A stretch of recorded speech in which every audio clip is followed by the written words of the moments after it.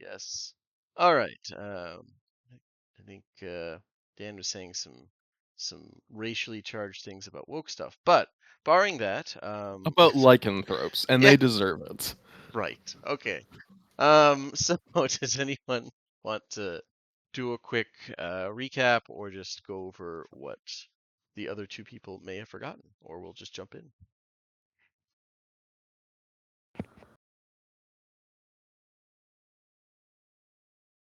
We,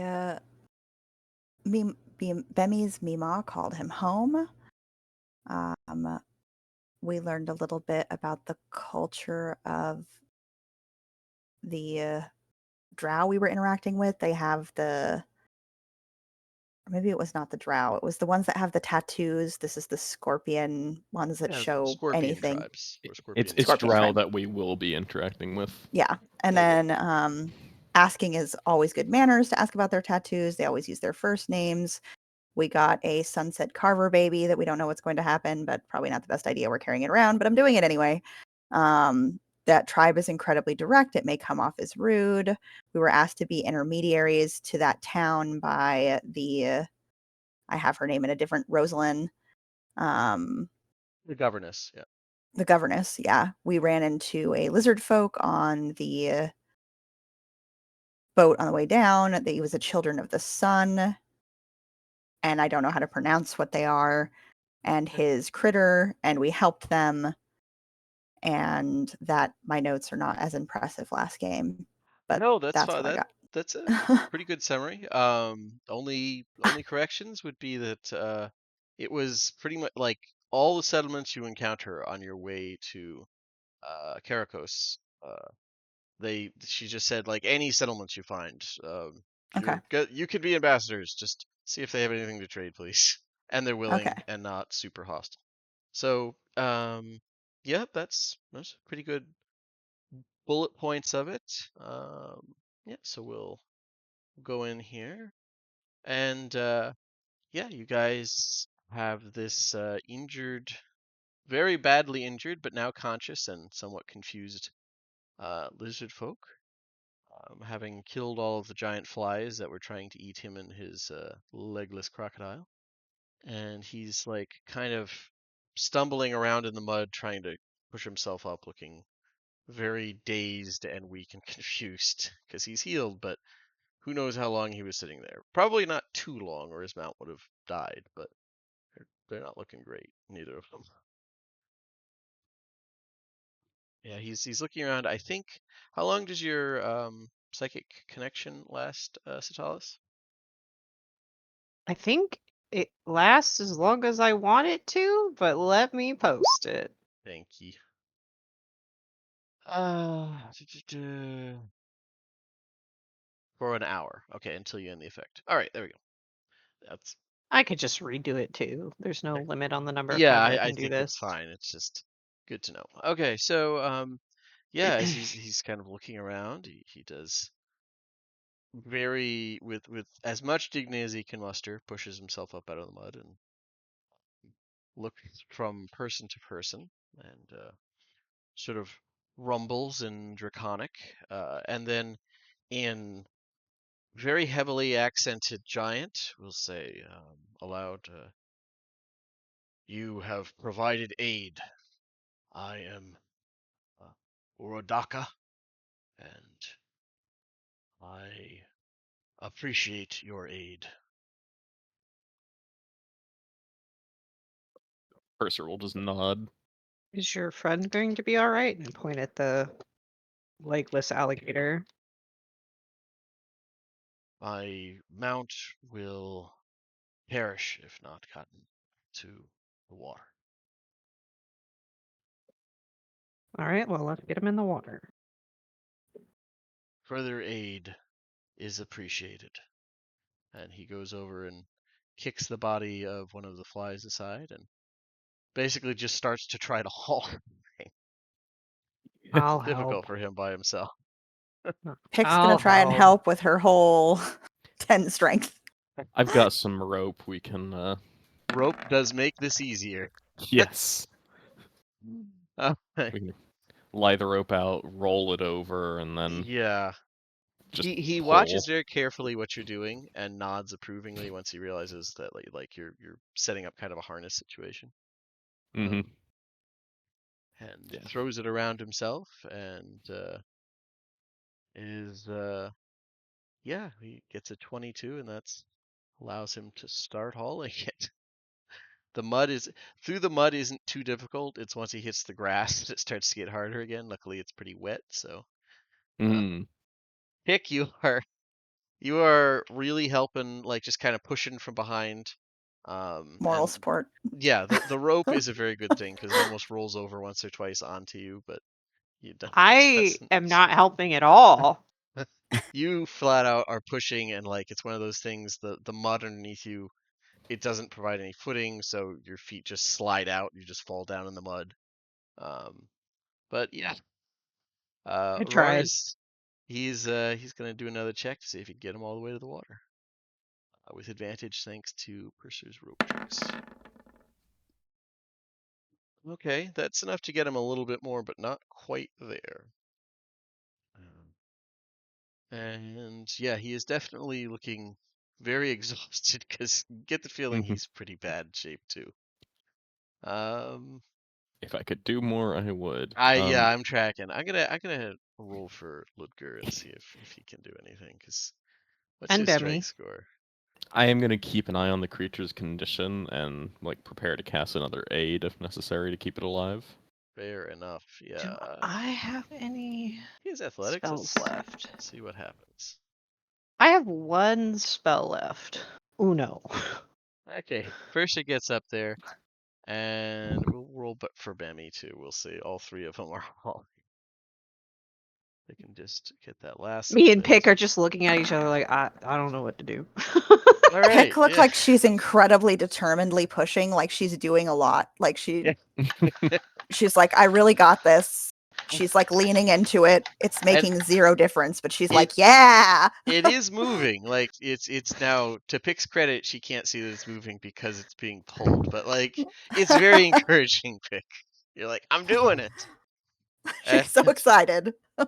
Yeah, Roar is able to eventually, with Bemmy's help largely, pull it into the water, and where it does seem to liven up a little bit and look in at least like it's not dying under its own weight on the land.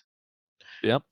And yeah, Roar like plods out of the water, still looking awful himself, and says, "Further aid is appreciated." Like, once again, this is rough, giant. Um, what what tribe do you bear from? As he looks at Bemi and then looks at like the rest of you. You said he's speaking giant. He is speaking giant, yeah. Okay. I know that's not a universal thing. It's not his first I language. That's kind of his that's his attempt at communicating with you guys. I will say that we are from the tribe that came from the other place. How would I put it? How would she put it? The tribe that came from somewhere else and is built. We're building a village down the river. Down the river. He is going to do an int check to try and figure out what you reference. I believe in this man. He nods sagely. Yeah. Yes, this is good. Um, down the river, you say. I will try and find this place and speak with them. What is your tribe called?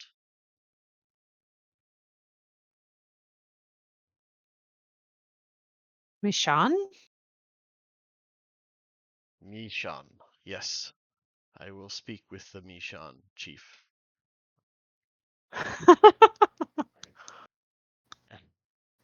Pick will make the psychic connection to respond with Umber. But Yeah, now Mishan.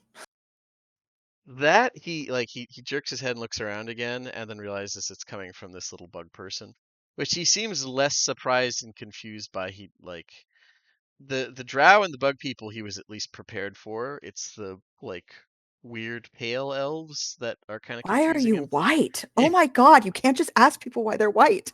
Yeah, he's trying to be diplomatic about this, but he's really confused. And he just says, "Ah, yes, the insect folk. Mishann is insect and strange elf. This is good to know." And like Mercer's he, just oh, go ahead. yeah, this is in giant still. Yeah. Points at Purser, who is just mostly bread, and He's is just like, watching also back and this. forth. Flits around Yes. him like these things too. Yes, well, it's Are very you good. talking about me? Talking Because she's about just floating around him communicating telepathy. She's will make the connection to him and be like, yeah. I say you are also the type of people that live in Mishann. Ah, yes. well, Do you have question for him? I can ask. Mm. he walks up to you, and I just realized I need to post what this guy looks like. It is intimidate. Like this thing is almost 7 feet. This is a big boy, and I will put up character image. Mishann, there it is, images, PCs.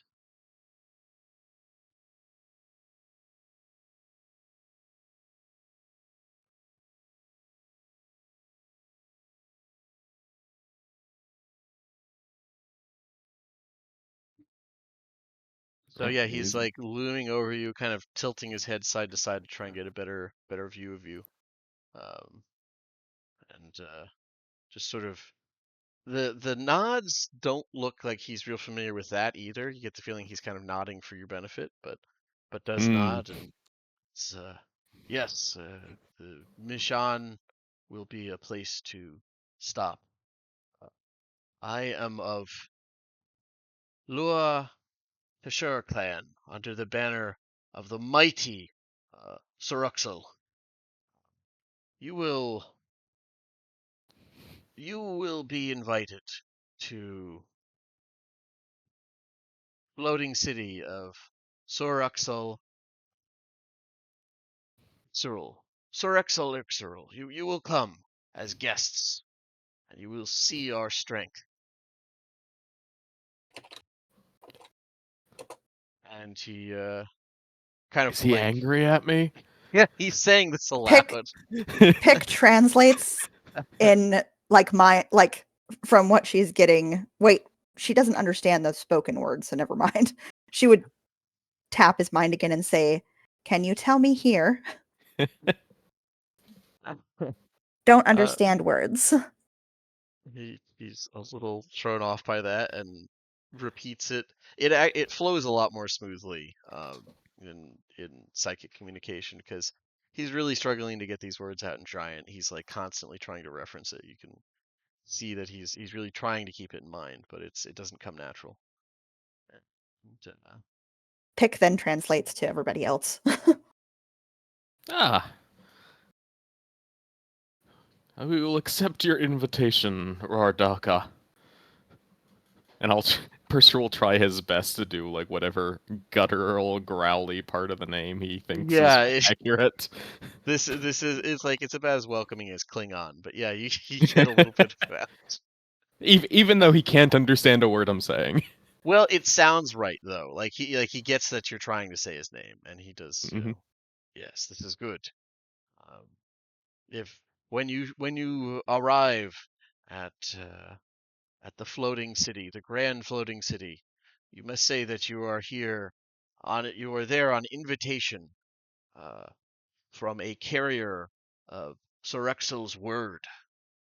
Otherwise, you will all be killed very quickly. Well, that is very good to know. Thank you. Yes, I must go now. But you Where have is provided assistance. Did he say where? He said floating city and where it is. Do we know where that is? The Um, natives. give me a history check with advantage.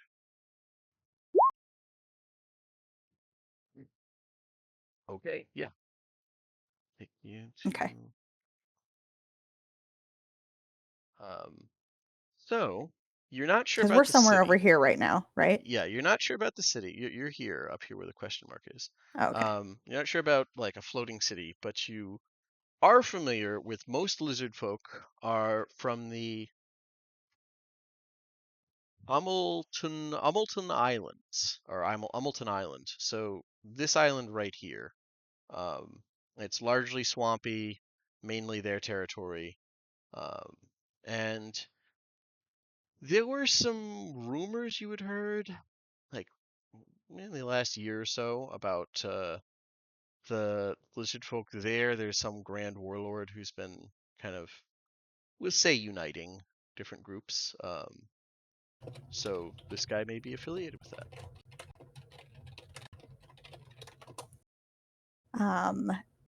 Is Syroxal merging all clans? Yes. She would ask. There are some tributary clans that have yet to swear word, but they will soon. Mm. She will transmit to everyone else.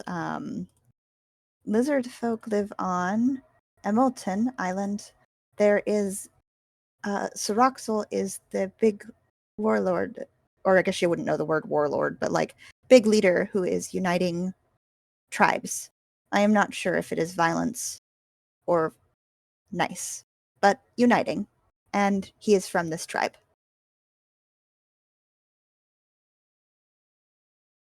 Not sure if you need to know, but share. Nope, I was muted. They should prove to be a worthy ally to the people of Seer. And Maybe. one sec, let me put, I'm putting in notes here, both for spelling purposes and quick recap, because Yeah, I they get had to look at confusing. that. Yep. Pick would ask more specific questions like, is he from the north? Is he from the south? Is he in the middle? That is a fair thing, and let me do a quick look at Because that's my a big copy island. of the world map. Here it is. Yeah, he would say that the grand floating city does float, but right now it is the south mm, southwestern side of the island, we'll say. And let me put this up. Floating city of, yeah. Luckily, the floating city's name is directly tied to the warlord's name, so it's easier. Um,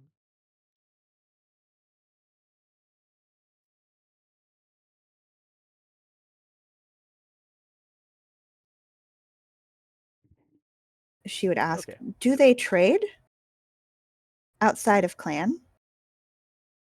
We we used to trade. No such need. Tribute comes in, and we grant gifts. We could be convinced to grant gifts in exchange for tribute. Okay, I'm gonna. They don't trade tribute. Which are you still doing the multiple translation thing where Yeah, in that case, Purser, give me a history check. Okay. I wish I could put a little symbol on Pickett when she's being the broadcast translator. Yeah, between you and Satalis, it like that is probably something I should come up with for like a little thing. Currently translating or currently communicating psychically is X. Um, Hmm. yeah, Purser, you're not like that sounds arrogant to you. You're not sure why anyone would refuse to 7. I don't know. But yeah, with that, this somewhat not rude, but just he's having a hard time understanding you guys as you are him, and he seems eager to get back in the water to start traveling. He is going to start to wade out to his mount. They're still both looking awful. He's just glad he's alive. And yeah, unless anybody has anything else, they're going to start to swim the opposite direction you guys are going, heading. If they do follow the river, which they kind of have to, they'll eventually go by Mishann. So maybe he'll stop to talk, assuming they don't shoot him or something. I certainly hope they don't, So because as he floats off into the distance, Purser Mhm. like strokes his chin and says, "We should have given him a message for the governess, shouldn't we?" how far away is he right now? Not this far. Like he's not super far away. She'll mind link with him and say, please tell our leader that we are well and are continuing on our journey. Hold your hands up and say peace. Yeah, do that too. Peace. Says the word a bunch of times so he knows what it is. The common. Yeah, like he kind of starts a little. You get the feeling he doesn't really like people talking in his head, but he's he does sort of do once again an emphasize like overemphasize nod and try and go with it. And do you explain what peace means, or are you just like forming the sounds, like the direct sounds as opposed to translation? I think at most she'd say it means no harm. You won't harm. Okay, he likes that. He's willing to go with that then. Uh, yeah, because he would not have liked peace. I don't come in peace. Come in peace means I don't mean harm right now. Yeah, exactly. Yeah, no, he likes that. Um, but yeah, he drifts away, like he occasionally gets out and just sort of swims next to his mount because his mount really seems to be having a time. It's still technically poisoned. So, but yeah, they soon drift out of sight as they round a corner. What a bizarre creature.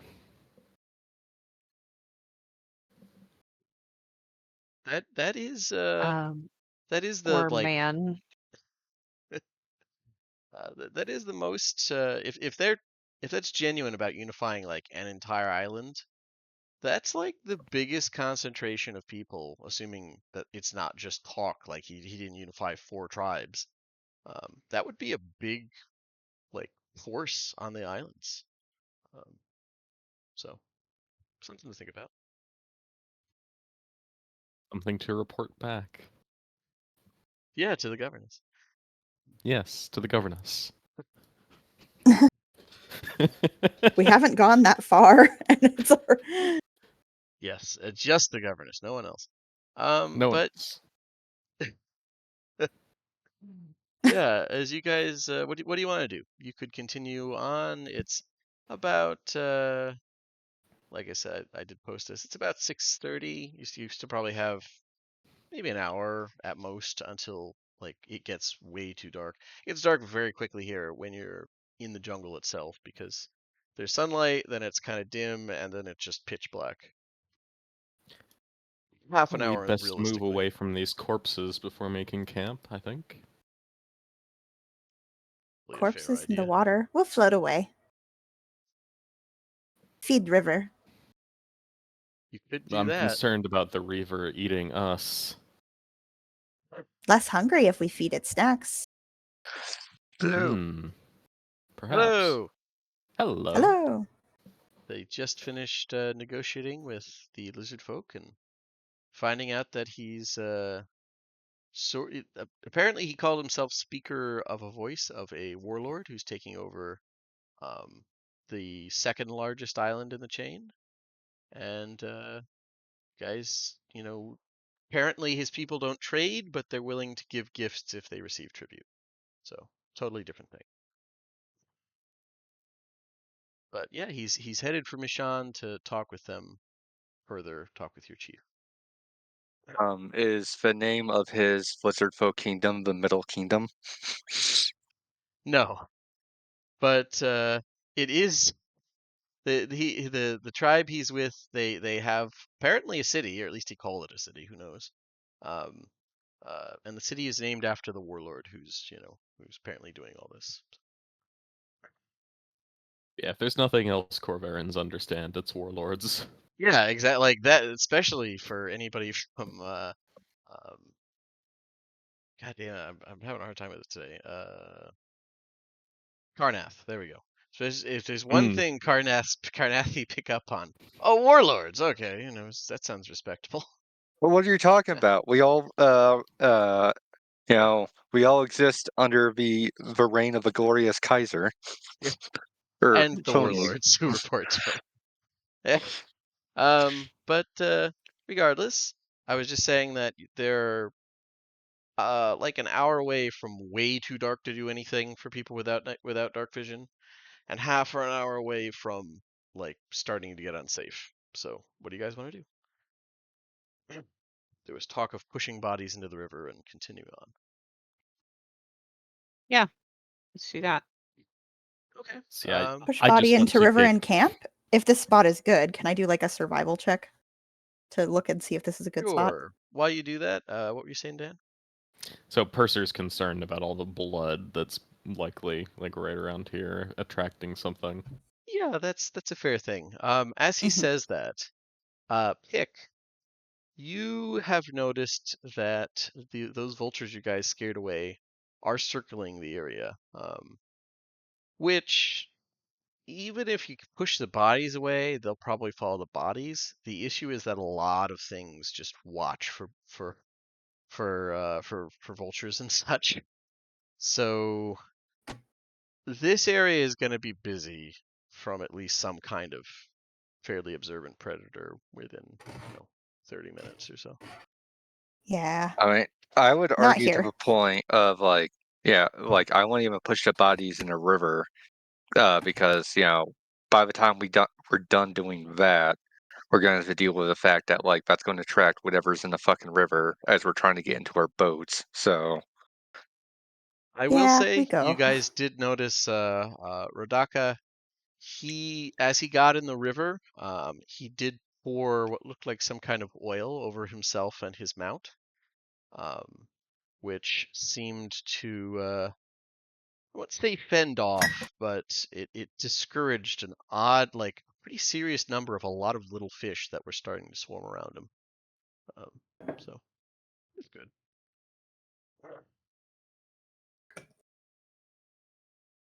Bemi and Pick would recognize them as problematic if you hop in the river while covered in blood or injured.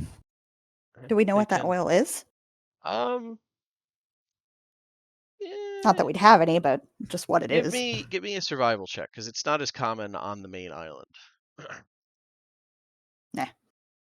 You've heard Also, of Pick doesn't go in the something. water. Yeah, you've heard of something, but this is like if you're on the ground, there's a problem. Let alone if you're in the water, there's a bad problem. So it's really not something you ever really thought too much about.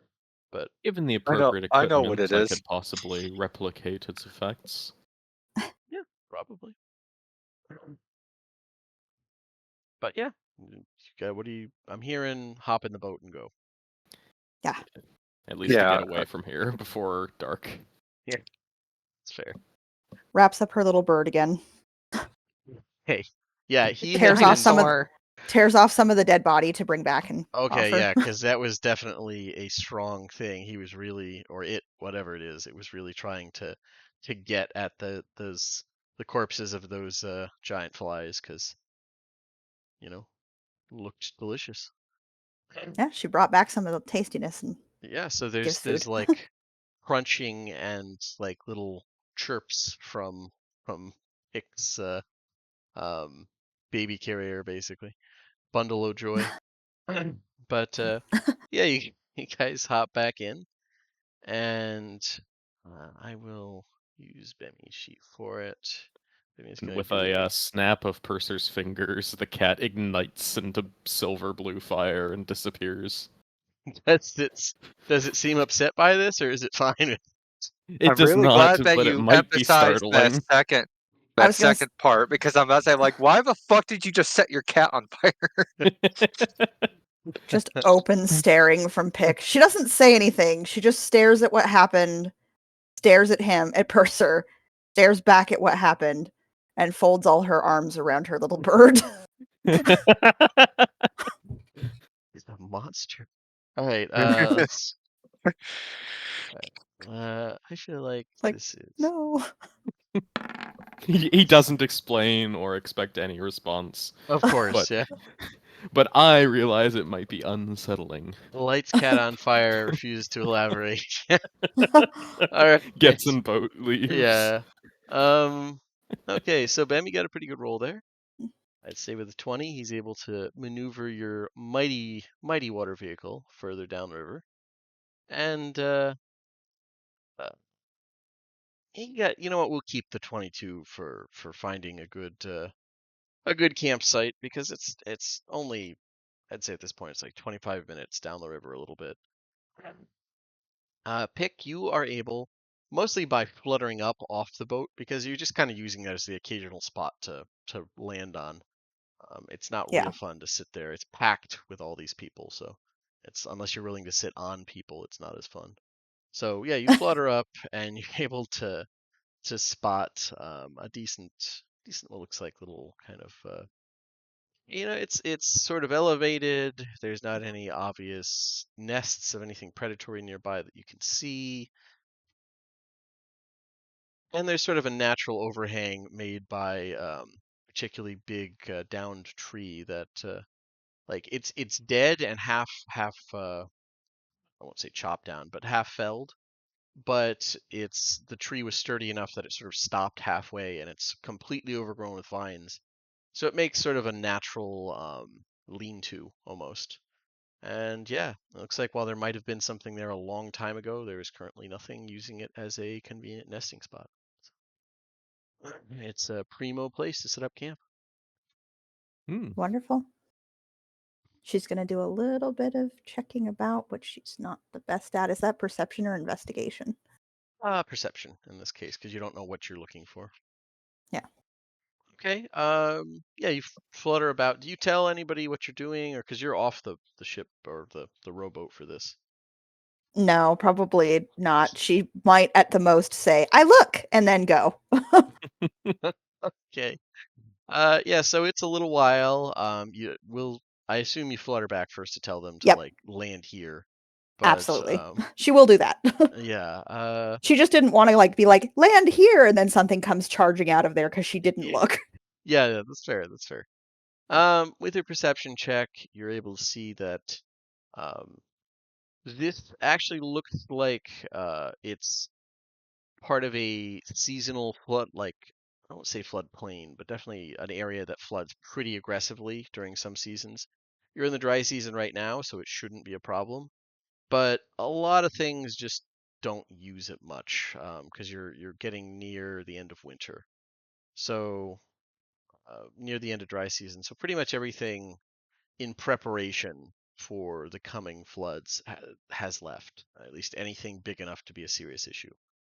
Um, so you get the feeling, at least right now, it's safe enough to stay here for a night. Perfect. So yeah, she'd go back and be like, "Here, here," and then flit around like excitedly. Yeah. Good spot. Good spot.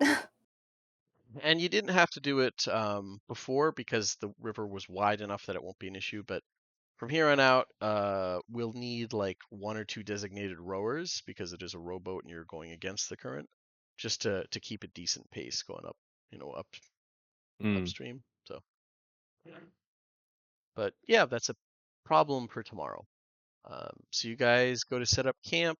Does anybody have like full-on tents, or I think Purser got one, but I don't remember. Yep, I I got know we a grabbed small one tent. before we left. Nice. Okay, so you got a proper tent. Is everybody else just doing the, sleep in a small circle type thing, or how you doing your camping site setup? Pick is going to just do the quickest version of a few weaving together of vines to make a little nest to sleep in. Okay, so I know you're trying to sleep high up or on the ground. High up. Not Okay. high, just Above, Not yeah, on the off ground ground. level. above. Yep. Yeah. And as soon as we stop, Purser will try and find some firewood before it gets dark. Yeah, I'm going to help Purser on that front. Okay, so one of you can do a survival check with advantage, or both of you can roll. It's I up to you. was going to say, what's your do you have any skill slots? Sorry, do you have proficiency in survival? Because I don't. I do not. What's your wisdom? I don't know. Wizard wisdom. There you go. Nick, while they're doing this, you flutter over and excitedly point out some driftwood that they can start collecting while they're trying to figure it out. Yeah. So then I just snap my fingers and the fire just ignites. Okay. Yeah. So once it's gathered up, you can just kafoomp and you have a fire, and it is good. And See, does anybody Percy's Ludger else just like want makes to? an sitting next to the Ludger fire, makes it. staring at it. Yeah, Okay. Ludger makes an offhand comment about how this is one of the first. You know, well, it's been a while since he's lit a fire that he's wants to make a lot of smoke. Uh, Oh, that's fair. he's used Yeah. to. Okay. So yeah, starting up this. And are you throwing like leaves on it, or how you approaching that to make it Just smokier? just natural fire. Yeah, it's more common on he's used to most of his fire making experience is trying to make effectively smokeless fires. So like he done back in the trenches when he so like I get that. I classic. was just yeah. I get that. I was just saying for this, like Yeah, we're are you not trying to make a? intentionally making more smoke. It's just Oh, okay. It's Yeah, just he's not trying it's not not to. intentionally. Gotcha. It's Okay. just it's an offhand comment that he makes. Cool. And yeah, you guys have a night to get ready to rest. Well, or to rest rather. Who wants to do any watch? Or are you confident in Pick's assertion that this is a very safe place to rest? Pick I doesn't Pearl will have trust at to that least keep sleep. she. watch. Oh, all three of us talked at once. I trust that Pick knows what's safe and what's not, but I'm still doing a watch. Okay, and Pick doesn't now have to sleep, so there she you can go. stay up and watch. Well, you do have to kind of do sedentary, like you have to Yeah, sit there, but she'll I know what sit. you mean. Yeah, sentries Yep, rest she'll basically. sit, look around. Yeah, but she also gets to probably get distracted by the people that are weirdos and dream, or the weirdos that don't dream. Watch them lay I down. Like, why aren't you I doing that? I was gonna say the weirdos that dream, not me. I don't do that. There's one person. So, the weirdos being Purser. Per- Just one person to watch and then look at the other freaks uncomfortably all night. Yeah. Pearl will keep watch. There you go. Pearl does Okay. not need to sleep. Okay, so you unburn your cat and it starts Oh, I sleeping. burned my cat into existence, more precisely. Okay, yeah, I snap my multiple fingers burnings. again, Yeah. she pops out. Okay. And she does that like cat stretch and meows. Okay. So we've got a cat and a moth person watching. Does anybody else want to do a I watch said or I'd just do a watch. sorry? Okay, you got a cat, moth I'll person, do, and psychic I'll do a lady. watch. And okay, so pretty much everybody but Purser directly. All right, that works out pretty well. So we'll say, who would, you know what? I'll just go through the thing here. We'll say first watch Satalis, and then I'll do Pursers, and then I'll do um, Luger, and then Pick. So Satalis, if you could give me a perception check. 18. 18. Okay, pretty good. Um, as you're watching at night, night falls. Like I said, because you're in the jungle, the night seems to fall a lot quicker. But being as close to the river as you are, you can still see it, through the underbrush and hear it. You see you can actually watch the sun sort of actually set properly, and it is very pretty in a kind of savage fashion. This is like it really strikes you here, where there's just the noise of the jungle around you, that you are in a very foreign and strange place. But there is nothing hostile that you can tell that comes out. And other than the many small glowing bugs that come out and flit around the water at night, which they're not hostile, so it doesn't count. Are they as big as the other ones? These are normal sized bugs, although there are Oh, a good. couple very big ones mixed in here and there, like size of your I look hand at lightning bugs. Pick. Those don't eat meat, do they? Do I know? Not that you're aware of. Not that I know. Okay, good. She also, in her little wrap nest, wraps her bird up separately and tries to make a little better containment for that and puts blankets on it to keep it warm. It seems very, very much like it's willing to sleep. It's had a big day of constantly struggling to try and get out of your baby carrier, and hmm yeah, it plops down with an exhausted, snarling chirp. Excellent. And Purser, if I could get one from the Magic Cat. 17. Okay. Pearl, just kind of patrolling around the camp, or however you have her doing that. Yeah, patrol is a good way. Yeah. I know as a familiar, not bound by normal cat behaviors necessarily, but does get distracted briefly at some particularly large moths that flutter in and try and like land on the faces of Purser and Citalis as they're sleeping. Well, that's why I have the tent. You know what? That's true. They flutter outside your tent briefly and then try and land on Citalis's face. Yeah, Purser hates this place. He doesn't want to be here. He wants to be as far removed from the jungle as possible. And yet That's he fair. came. Yeah, The and things one there's a does for one's pet. fascinating question there, isn't there? He just the mercy of the silver flame extends to all, and that's why he's here. But yeah, does your cat find any objection with like big pale green moths crawling around Citalis' face, or is it like, eh? If they're not obviously harmful, they're just bugs. Yeah, they're just extending little proboscises and like, you know, gently lapping around her eyes and then flutter away.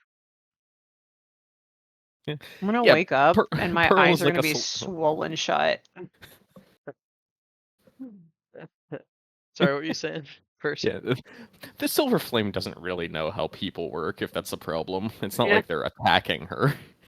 No, they're not attacking her. It's just there's a lot of salt in those eye juices. So, okay. So next up is our friend Ludger. Yeah, pretty much throughout most of the night, rather than really laying down to sleep, he just pretty much sits cross-legged near the fire and like while occasionally poking at it to like keep the fire going, but otherwise like is rather like motionless. But when it is his turn to watch, he basically does get up from the fire, walks the perimeter, crossbow in hand, just classic perimeter guard, until it's time for him to wake up the next thing. So let me do my perception check. Okay. Do. That's unfortunate. Yeah. We'll say that that's why you don't notice like all these moths on Citalis's face. Is one, you're not really trying to pay too much. You hear moth sounds all the time, mainly from Pick, so that's not your main focus. And Why yeah, am I the Pied Piper of moths? Samuel. they would also be going after Percy, but he's in a tent. So, but yeah, it's I won't say beautiful, but it is a pleasant enough night out here in the wilderness. And nothing eventful happens. And Yeah, at the end of a shift, I go wake up the next person and then go back to sitting cross-legged by the fire, okay. rather motionless. Yeah, as you do that, like there's just like enormous moth eyes peering down at you from the canopy, apparently watching you the whole time. Yep. You should just let Pick know. And yeah, go ahead and give me a perception check there, Pick.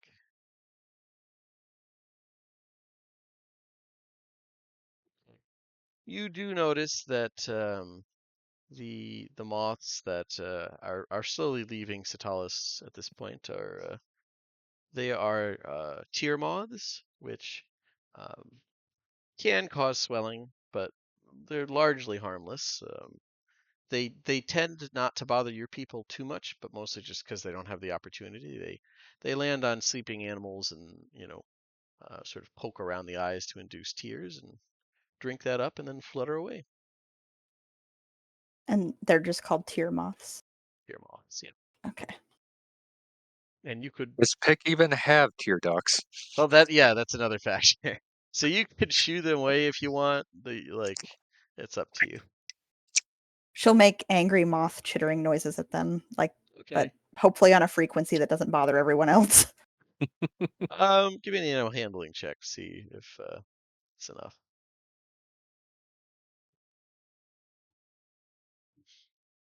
They're not too bothered by it, to be honest. Like they deal with people rolling around in their sleep and stuff all the time, so they're not Throws super. tiny sticks, flutters wings Okay. aggressively. Yeah, that's enough to get them. And It's like a yeah, squirrel being pissed at you in the tree. exactly. Yeah, Angry they chitter noises, yeeting things. they leave, and you see the morning morning sun starts to come up. Is my face swollen? Your eyes are a bit swollen, yes, kind of sore. I feel like I'm allergic to something in the jungle. Tear moth gives her an What image as best she can in her mind of the moths on her face. the hell are those? A what moth? Tear moth. Drinks tear. Pokes eye. Can I not have that happen tomorrow night? How do we Thinks keep them about it. away? Looks around for the softest fiber that is non-irritating to skin to start weaving a face mask today while they're out. Leaves. It pretty much just leaves, like giant floppy leaves you could just tie over your face. Yeah, that's how most of the natives do it. But a lot of them also sleep during the day, so it's not as much an issue. Just sends her a picture of putting a leaf on her face, like a big leaf, and nods. Yeah, just every revelation makes Purser hate this jungle more. But yeah, so you guys get back in the boat, and I need 2 designated rowers, or 1 and some exhaustion checks. Ludger will do. Okay. I Yeah, have a 10 strength. Mm-hmm. yeah. I Purser know Pick will has a 10, volunteer. 10 shake. Let me see Bemmy. No, She'll Bemmy's try her piloting the best. ship. He can't. Okay. All right. It's gonna Someone be else has to fast. hold the bird. Yeah, I was gonna say it's gonna be fascinating to see Pick do this. But yeah. All right. So I need an athletics from Ludger and an athletics from Pick. Guidance on Pick. Okay. Yeah. Hey, look at that. Go ahead and look at that. Yeah, you guys are fine. Pick roll a d4, or I can roll it for you. Either way is fine. Oh. Yeah, nice. Okay. Yeah. So It's because 23 she and can switch 21. between her arms. Yeah, we'll say that's a big factor. Is it's you sort of just put there, and then whenever one set gets tired, you just switch to the others. But you and Ludger are fine. Ludger, this is not particularly hard work, and the fact that you don't have to sweat anymore makes this, pretty easy. So I mean, Got all my sweat glands blown off in the war. exactly, yeah, that's it. That must have been what it must be what it is. Yeah, it's got to be. On another note, Ludger does basically tell everyone like, hey, what is the weather like right now? Is it like fairly That's sunny? a good thing here. Today's weather is. It is dry. Yeah, fairly clear sky, heat building up quickly. And oh, by the Ludger way, takes the time. yeah, Yeah, sorry, go Ludger ahead. takes the time to inform everyone basically like, hey, we have good weather right now, and yeah, biggest thing to take care of is your feet. So he basically like highly recommends everyone while we have decent weather and while we're in a boat, you know, take off your boots and socks and give your feet a chance to breathe and to avoid like foot rot and other shit. So That's and fair. he leads by example by doing that himself. Okay. At that note, Purser, it's up to you if this is welcome advice or not. Because you saw that both in your boots and Citalis's, um, when you went to put them on this morning, you did have to shake a little scorpion, both of you, out of your boots. Uh, but there's probably none on the boat, so you could probably take them off here. and if it comes down to it, Purser is fully willing to fill his boots with fire to stop any problems. That's just fair enough. Can't get boot rot if my feet aren't there. But yeah, But yeah, he'll like take his socks off and dry them out. And you could dip them in the river But too for added fun. no, I um, won't be doing that. and of course, after hearing, inevitably hearing about people, boots and scorpions, scorpions and boots, he does pretty much like show him what he used to do whenever he was in a more insect-filled area of like putting boots upside down on stakes to make it so shit can't crawl in there. That Yeah, is fair basic, advice. basic, basic fieldcraft stuff you learned in the trenches. Yeah. Purser prefers the fire solution. But maybe, just maybe, the other one might work occasionally if you're willing to mix it up. I And mean, that's surely more practical, but it provides less catharsis. yeah, it's less fiery. Uh, and Citalis, how are you enjoying today's riverboat ride through your kind of very increasingly itchy eyes? It's fine. Okay, it's fine. All right. She's Um, fine. In the it's fine kind of way. everything is fine. She's trying not to complain too much. She did volunteer for this after all. That is fair. Yeah. But yeah, so the first half of the day, or at least pretty early on, the morning sun reflects off the flowing river and adds a bit of blinding glare for those first few hours. Um, but yeah, Pick that as long as you follow on this for a little over another day, you got one full day of rowing, and then early the next day you should be somewhere safe. And you let's see here what happens. If anything interesting happens.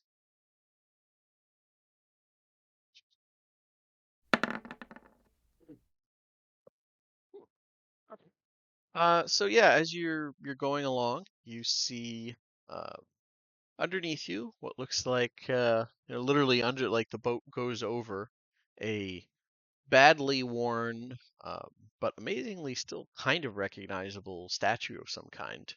You can't tell any features, you can just tell that it was stone and probably unnatural. Like it has a vaguely humanoid shape, or at least part of one that's been heavily worn down by water.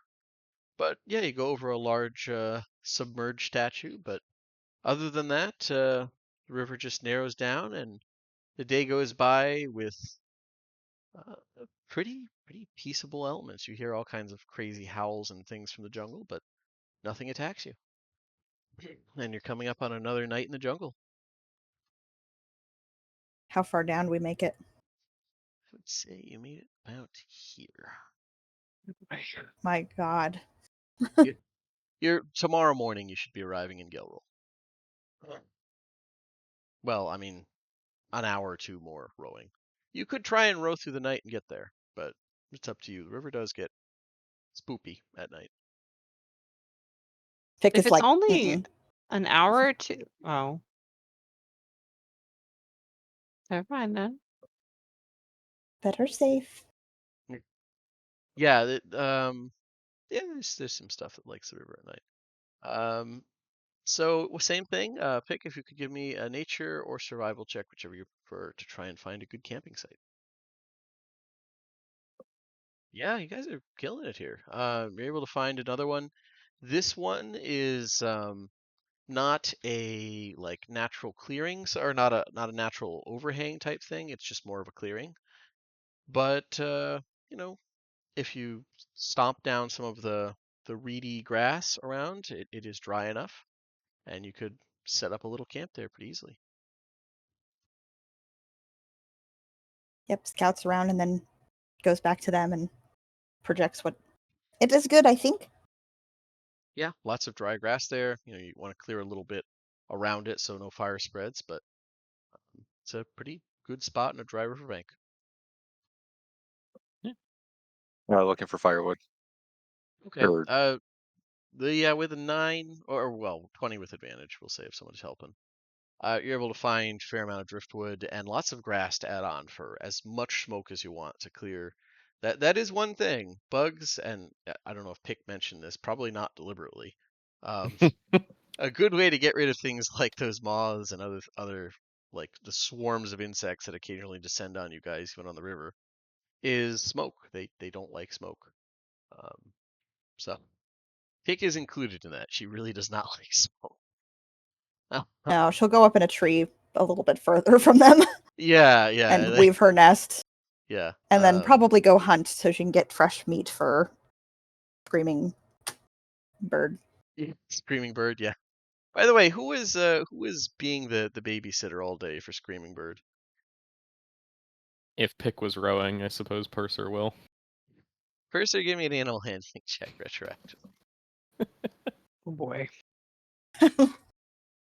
This place is terrible. This animal is terrible. So you very quickly establish a relationship with Screaming Bird. I feel like that name definitely came from It's Purser too. Yeah, I like that. Yeah. And Screaming Bird doesn't bite you, and in exchange, like you don't like dangle him over the water when Pick isn't looking. Yeah, we came to a very quick agreement on that. Yeah. Yeah.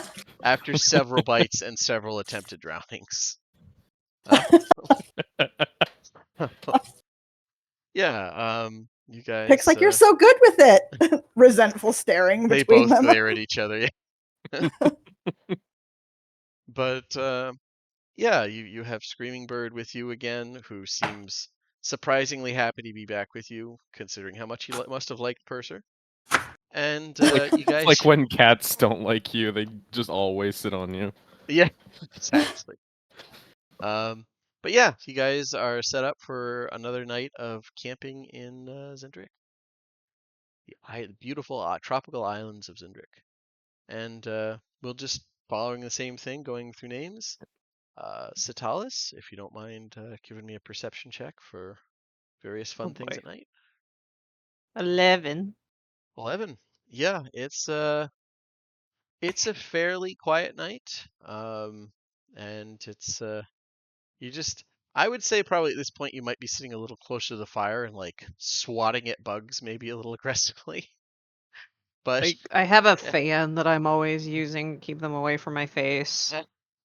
fair enough. On that topic, Purser will offer the other half of his tent if you like. Yep. Keep away from the bugs. Uh-huh. He recognizes a kindred spirit. Do you like fire? But yeah, that's in that case, once your watch goes by, pretty uneventfully, we'll say.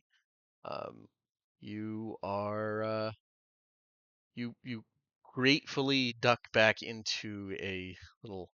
I wouldn't say there's a zipper, but there's definitely a little like fastener thing you can click down and seal out some of the I'm s- wildlife.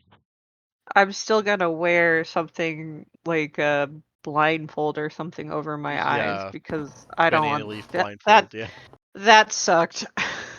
yeah. Having all these itchy little welts around your eyes.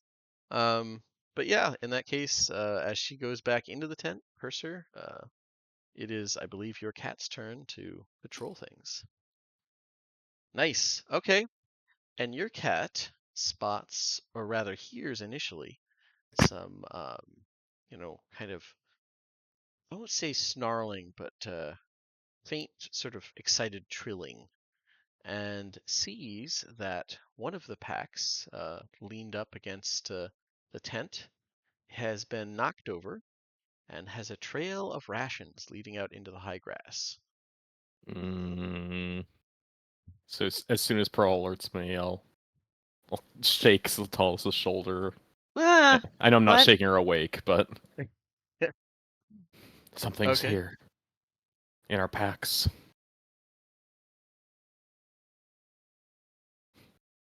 She. Okay. She gets up.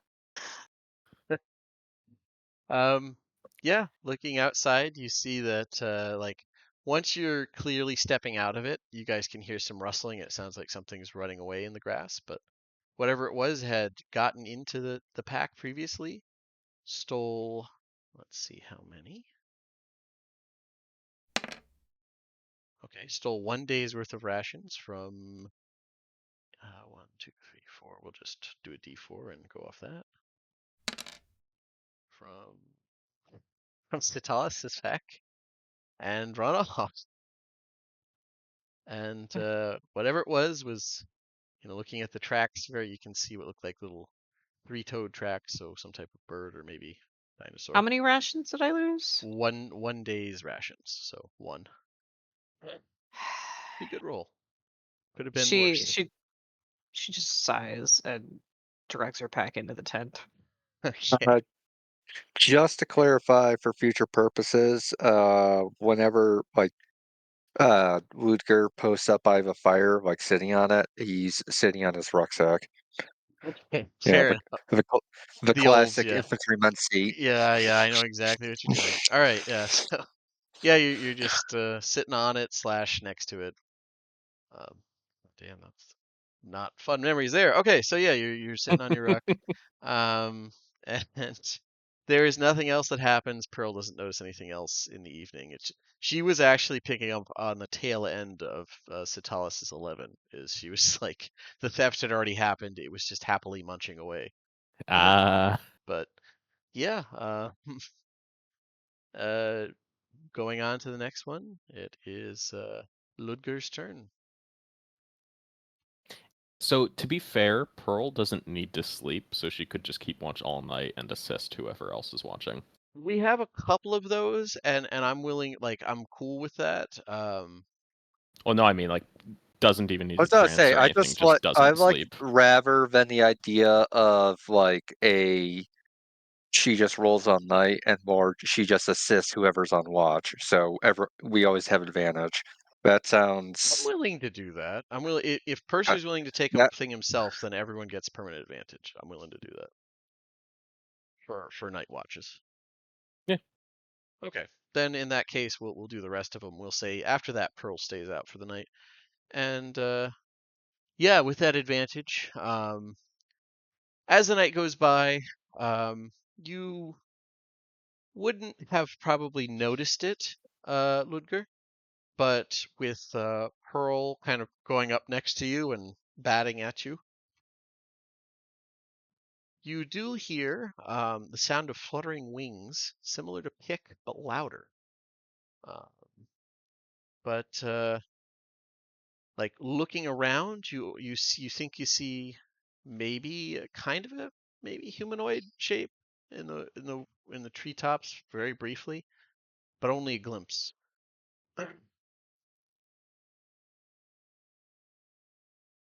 I keep an eye out for the remainder of my watch.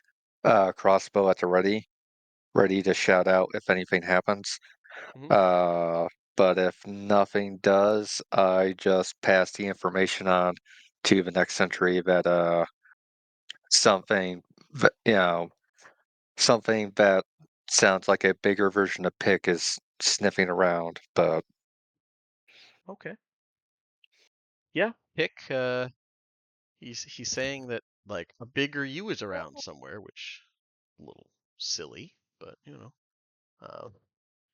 you could. I could. She'd psionically reach out for what is it, like 120 feet, and do a 3 greeting in her mind, like "Hello." That horror movie. Hello, anybody out there? Yeah. Um.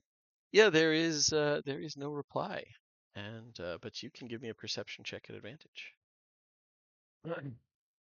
Okay. Yeah, you don't. Nothing seems to come up that you're aware of. She makes her And little wrapped rocks that can keep her distracted too. yeah, is that like a nervous craft that she does? Yeah, she's just like, Like and she's like, also thinks like, I leave them for spirits. Like, it's that good. is It's fair. nice. Let's see Because she gets here. that whispers of the dead, so she's got to every day pick what she's getting her skill, and right now she's using nature. Okay, yeah, makes sense. Um, in that case, give me a religion check. See if, like, as you're weaving, you're kind of thinking through different spirits. There's the dead people spirits, and then there's other weird spirits and stuff. Yes. And you think like this reminds you that there was.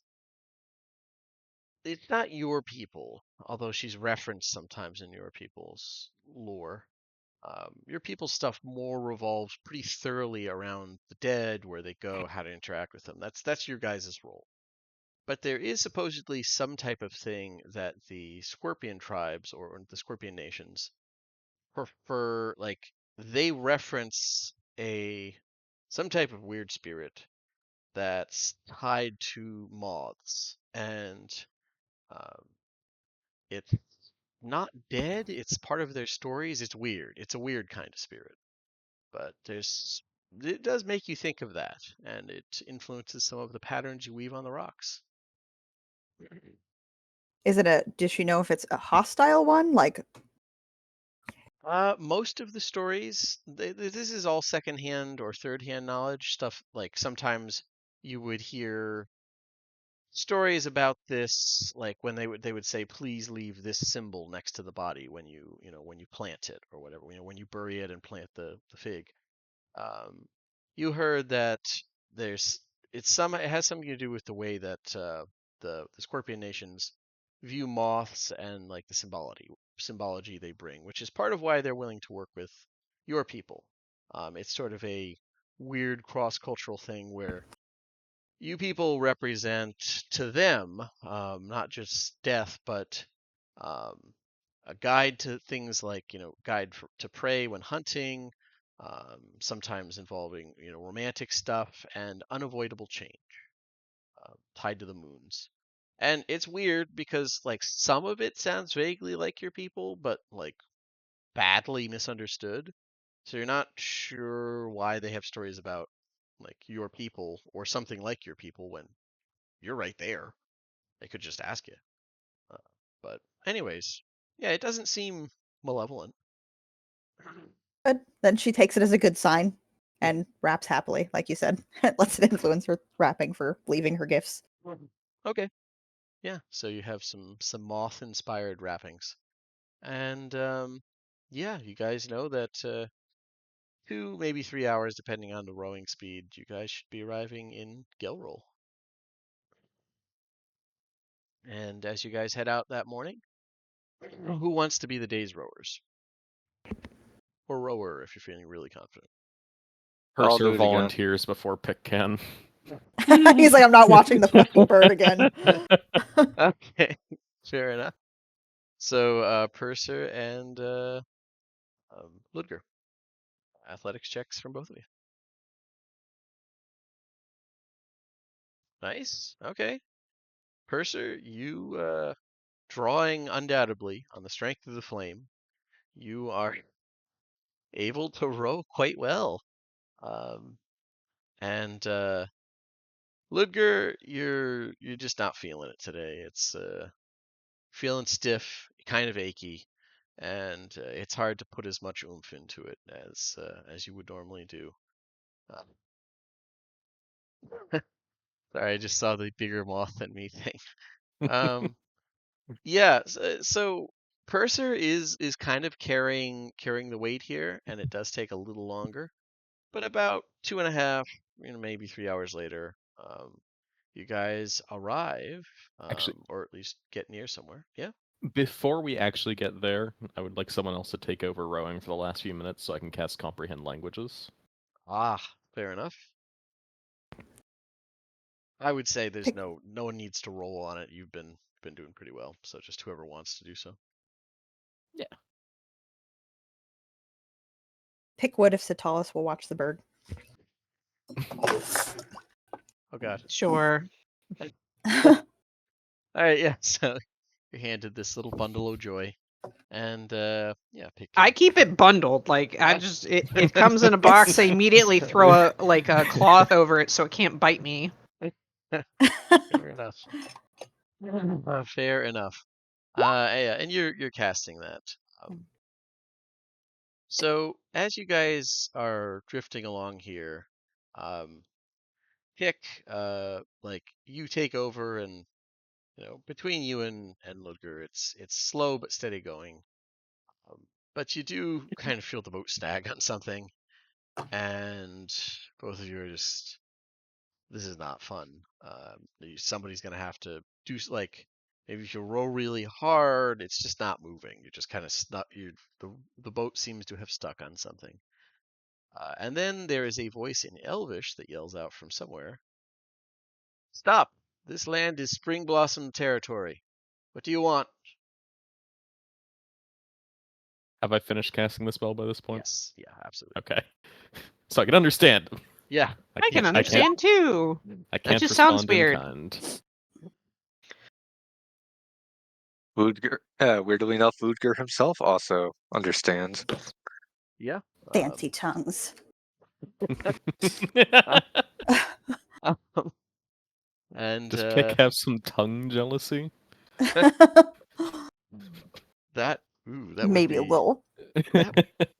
would that even count as, that would be strange for a moth person. you and your like fat pink Soft tongue palates. yeah, that you Makes can many wiggle like. noises. Yeah, you. That just reminds me of the fucking barbarian from the was it the like rune soup or whatever? Oh The yeah, dungeon soup. Yeah. yeah, I'll cut out that pesky tongue of yours so you can't cast any spells. Yeah. Looking around, for the source of this voice, you guys see a tree platform, carefully placed, not quite like over the river, but definitely on um, one of the trees closer to the edge of it that's doing the whole like lean over to get unclaimed sunlight. There's a real lightweight platform carefully placed there with a drow man in chitin and leather armor. He doesn't like his bow is drawn, but he's not pointing it at you. I will look at our drow guide Mm. to navigate the situation. Mm-hmm. Let's pretend he's really quiet right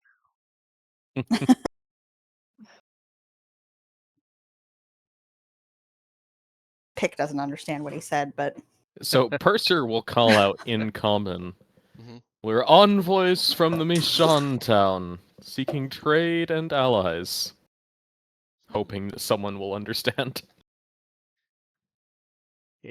I will translate for this drow Into L. Okay, all right. That is a good thing because he did not understand that.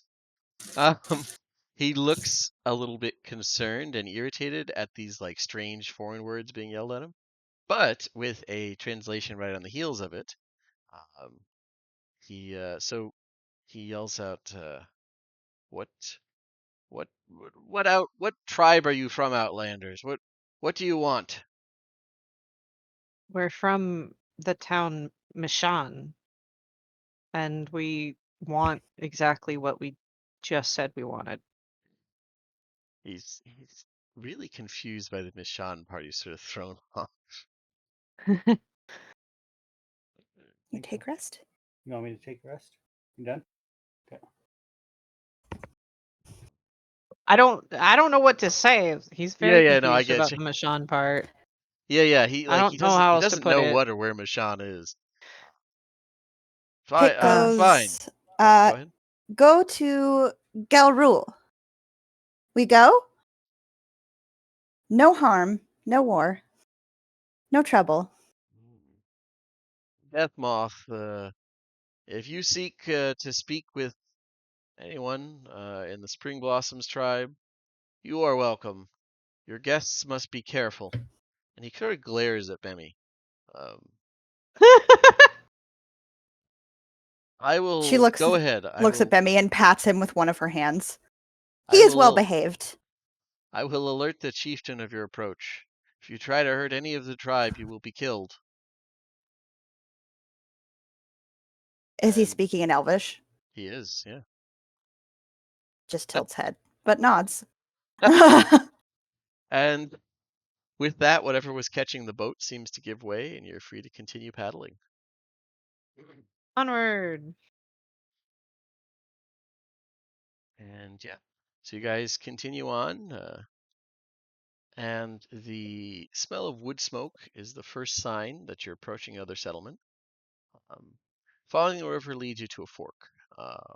One fork heading south, the other one going west past Mishann. Gelrol is built on the point where the Belfour River splits. There's a variety of crops planted in a patchwork that follows the natural curves of the land. Several are completely foreign to those of you from Corover, but Bemi and Pick, both of you can identify them as taro, sweet melon, and a strange variety of bright red corn that they call spit corn. Mm. As you guys float by, you see that as it's sort of it looks like corn, but there's a rind around it, and when they crack it, there's a translucent slime that they sort of pull the corn husk out of. So, but yeah, the buildings of Gelrol, as you float in, look grown rather than made. Round structures of reddish brown leaves, but you can spot one of them. Like as you look through, you see one of them seems half collapsed, and you can see into it, and you realize that they're wooden frames with sort of trellises built around them that the vines grow on. Bemi and Pick, you both know them as copperleaf vines, well known for their pretty serious toughness. Like those vines will grow in like on top of each other long enough that if they get to a certain age, even if the trellis rots away, the vines will just hold it. But growing around almost every building are pink lilies, many of which have bright blue birds flying around them like oversized bees. They move almost too quickly to see, leaving blue streaks in the air. Near the river's edge, sunk into the mud, is a series of large pens currently open that are built for some type of large reptile. You can see in a few of the pens, and a few of them are in the pens and a few are wading along the riverbank. They don't look predatory, instead resting in the cool mud or pulling out aquatic plants. The pens look like they've seen better days, with all of them pretty badly broken up. You guys land, and with a lot of curious, not openly hostile, but people sort of avoiding you, near the center of the village and get out. near a stone sculpture carved in a surprisingly delicate style given the somewhat primitive level of the drow here. Um, it depicts a woman with a mix of elven and avian features, and it is painted in shades of bright blue, identical to the hummingbirds flying around the village. Uh, this settlement looks like it could contain at least 100 people comfortably, but you spot at most like over 2 dozen, maybe not by too much of that, going about their day-to-day lives, farming, caring for the livestock, crafting tools. Um, as you get out of the boat, waiting for you, there are 4 drow, 2 males and 2 females, fully armed with bows, spears, and strange 3-bladed weapons at their sides. They're all wearing the same type of pale chitinous armor that the other drow was wearing. When they see Bemi, one of them points to the small black mirror on Bemi's belt and motions to the others. One of the men steps forward. He's pretty striking even among the drow just because his face has more tattoos than bare skin, and says, I am Kaxar, chief of the Spring Blossoms tribe. What is it that you wish? Um, I would explain why we're here. Uh, my associate would like to return to his home. My other associate would like to return to her home for a visit. In addition, we would like to discuss trade.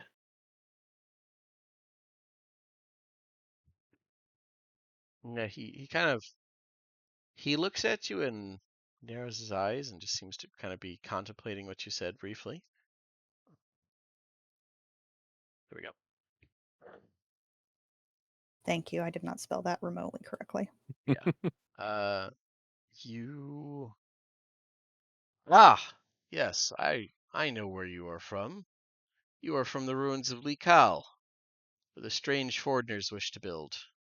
I did not expect them to live this long. If you wish to trade with us, you need to prove that you're trustworthy. We do not know how your tribe is run or what your chief is like, but if they have sent you, then you must be their representative and the burden falls to you.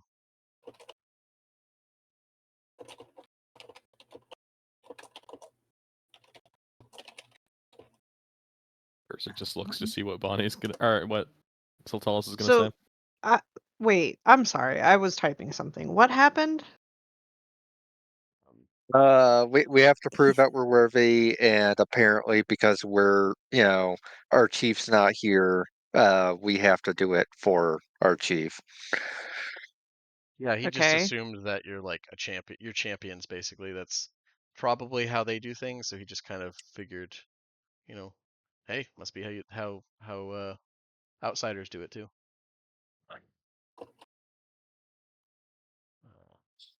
Sure. What would you like us to do? Mm, kind of looks around and goes back over and speaks softly with the others in Elvish, and a moment later comes back. 3 of our gentle bellows have gotten lost after a sailback attack last night. We need to repair their pens and find the missing bellows if they are still alive. If you can do these things, then we will reach out to those in Likal.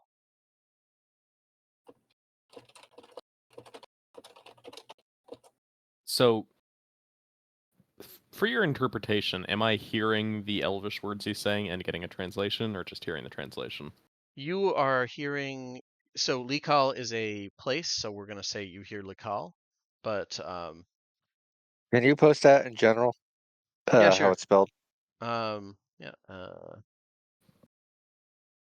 But I will say, Purser, when you hear that, it triggers with your wizard brain, or well, Templar wizard brain.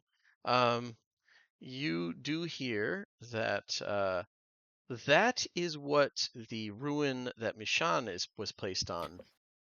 That's what it was referred to in that journal you found. So maybe the drow is just going by the name of the ruin. Well, that is certainly interesting. I mostly just wanted to repeat the name of the animal that he gave in a questioning Oh, tone. sorry. Um, No, it's fine. yeah, gentle bellows and sailback. Like he literally just, um, Can say, we you know what? I'm see like where this fishing for an happened? explanation from him. Yeah. So what was it that Bonnie? Can we see where this happened? Yeah, he happily leads you over to the pens with the Yes, I would like to know what a dinosaurs. gentle bellow looked like. I can do that. There it is. Aw, they're kind of cute. Yeah, That is about the cute. size of a draft horse. Oh, that's cute.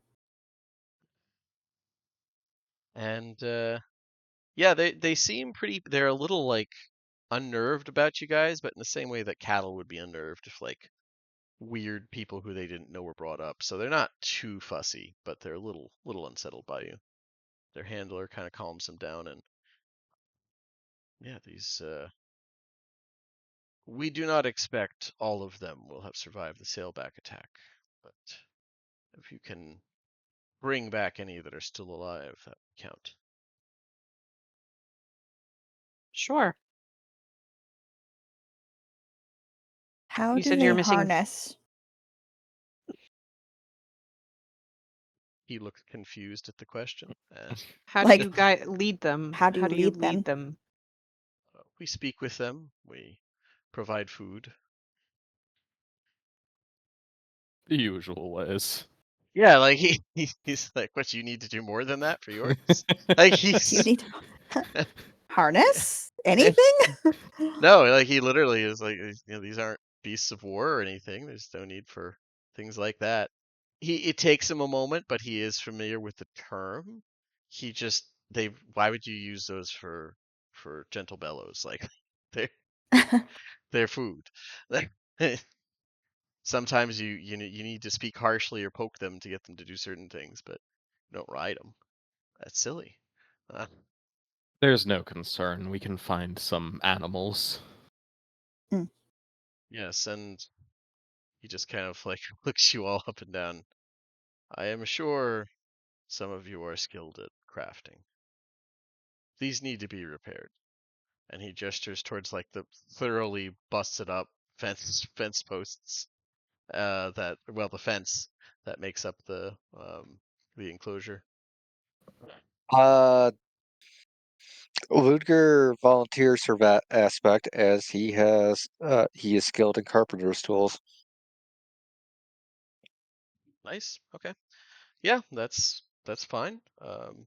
He would nod and then kind of curiously like raise an eyebrow when he sees you start to get out your tools. Which, do you have a carpenter's tool set? I feel I should probably have asked this before now.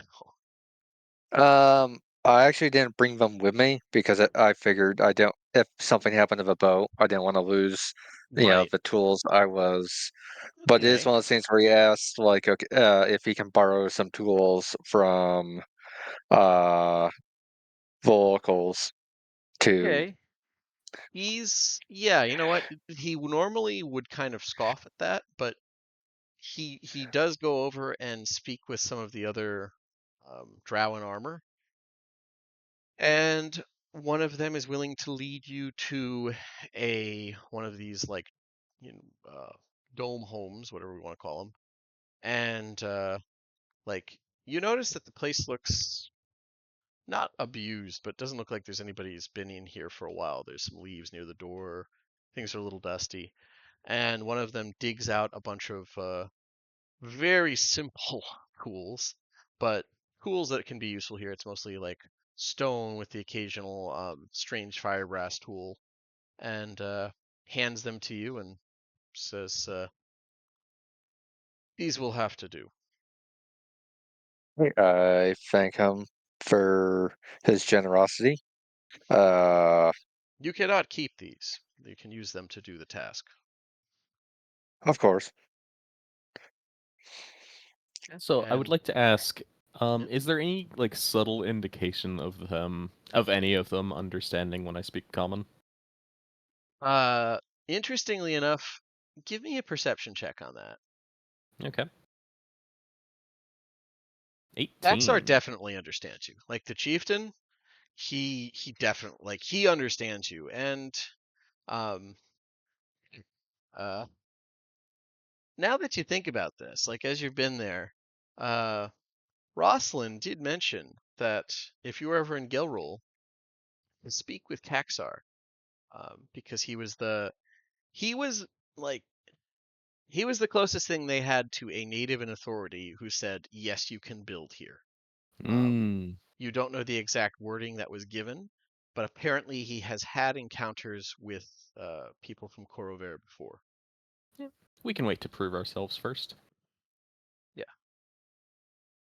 And he also apparently had some info regarding some stuff that Pick was looking at, but it's Oh. in notes. But Any, yeah, if Where you in are any my guys, case, I notes? Oh, yes. supplement the carpenter's tools with I have hand axes those will and help. obviously my Yeah, like the tools they have, Guidance. like the tools they have will do it, but there is a knack to using a stone axe compared to something that doesn't. You don't have to worry about chipping constantly. So that, my bayonet and other such things. yeah. So Yeah. okay, here we go. Guidance. Okay, So guidance. one die four. Yep. Mm-hmm. Okay, and boom. Okay, gets you up to a 13. Well, it's not bad. So uh, Ludger is starting in on repairing. Looks like that's going to take a while because these fences are pretty thoroughly messed up. There's some of them are okay in okay shape, but pretty much the entire side that's facing the river itself is just messed. Does anyone want to help him, or you guys want to start in on the other task, or how do you want to approach I'll help look The for other gentle task being bellows. fine. Yeah, I mean, The sooner we I the start, am. the sooner we finish. I'm not the sneaky kind of person. I have survival, but I'm not sneaky, so I'll probably stay here and help Ludger. it? Okay, yeah, so you could just be the Although, hand me the 2/8 stone axe. No, the 2/8. Gotcha. Um, yeah, so I will cast. I will cast Enhance Ability Wisdom on Pick. okay, fair enough. And Purser, which part of this do you wish to be involved in? Purser's just gonna look around with his eyeballs because he doesn't really have a whole lot else he can do with like tracking down cows in the woods. Or repairing like cattle enclosures. Yeah, so he's That's just gonna fair. help look for the weird cow things and see what we Okay. can do. Okay. Are we going to be able to use Bemi for this at all? No. All right. So Will's but Pick does have advantage because Purser is helping. If nothing else, And by being on the ground level. and Enhance Ability. And enhance ability, yeah. So you know what? And is Enhance it ability gives advantage, right? Yes. Yep. Okay, so let's say Purser, you provide a +3 bonus. That's your level. +3 bonus to whatever Pick rolls as far as survival. Mostly by virtue of like Pick, you direct him where to go as you wander in increasingly large circles, and he like scares things up at ground level, and you Just just watch tromping through from. the jungle. Yeah, exactly. So he's sort of your sighting dog. Hmm.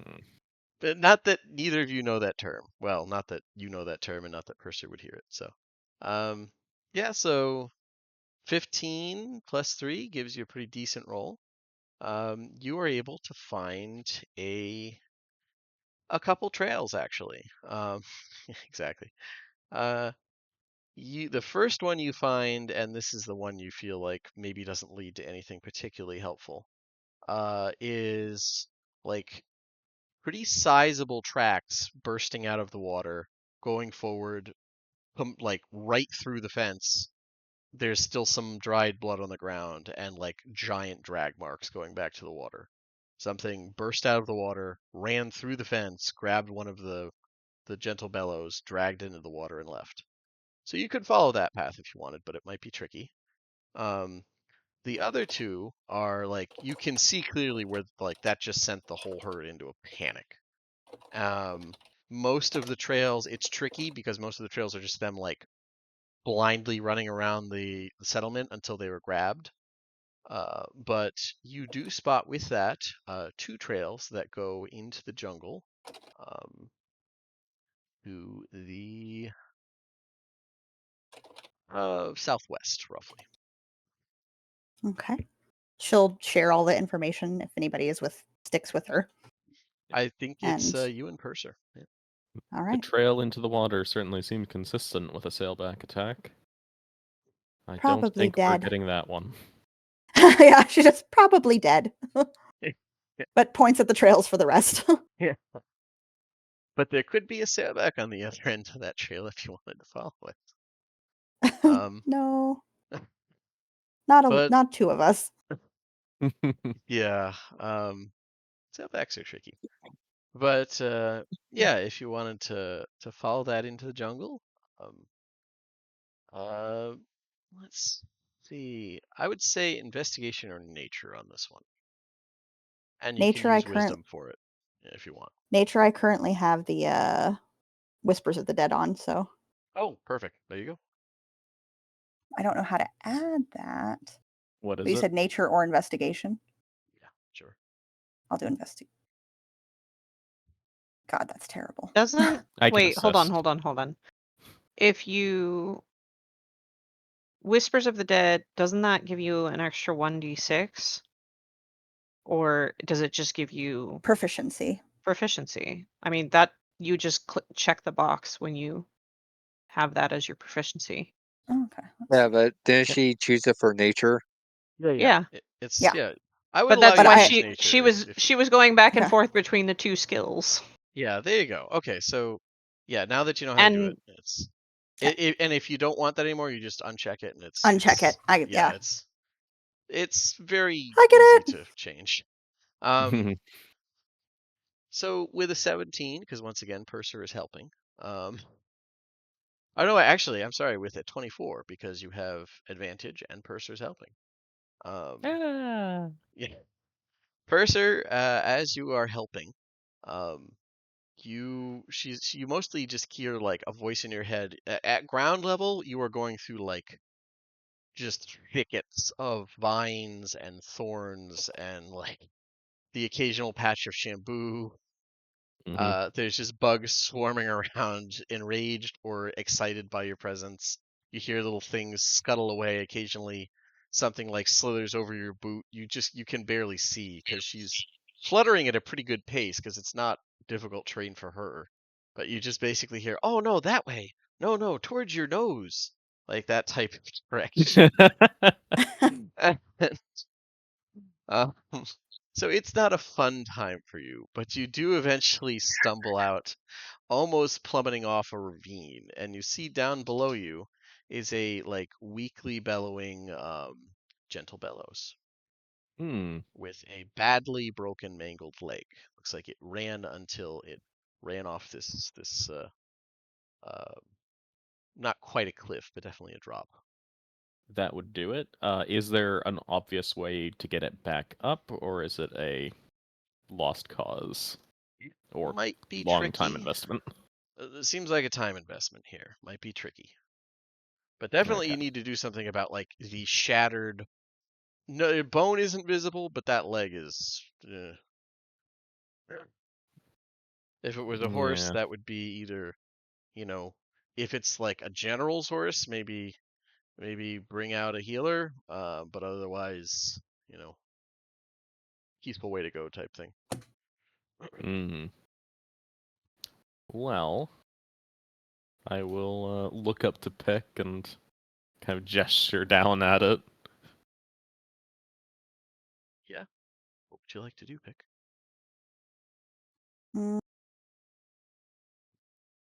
The amazing thing, like the ravine is actually kind of saving it because you can see footprints where things have like been attracted by the smell of blood and like the cries of a distressed animal, but they couldn't get Mm. down there either.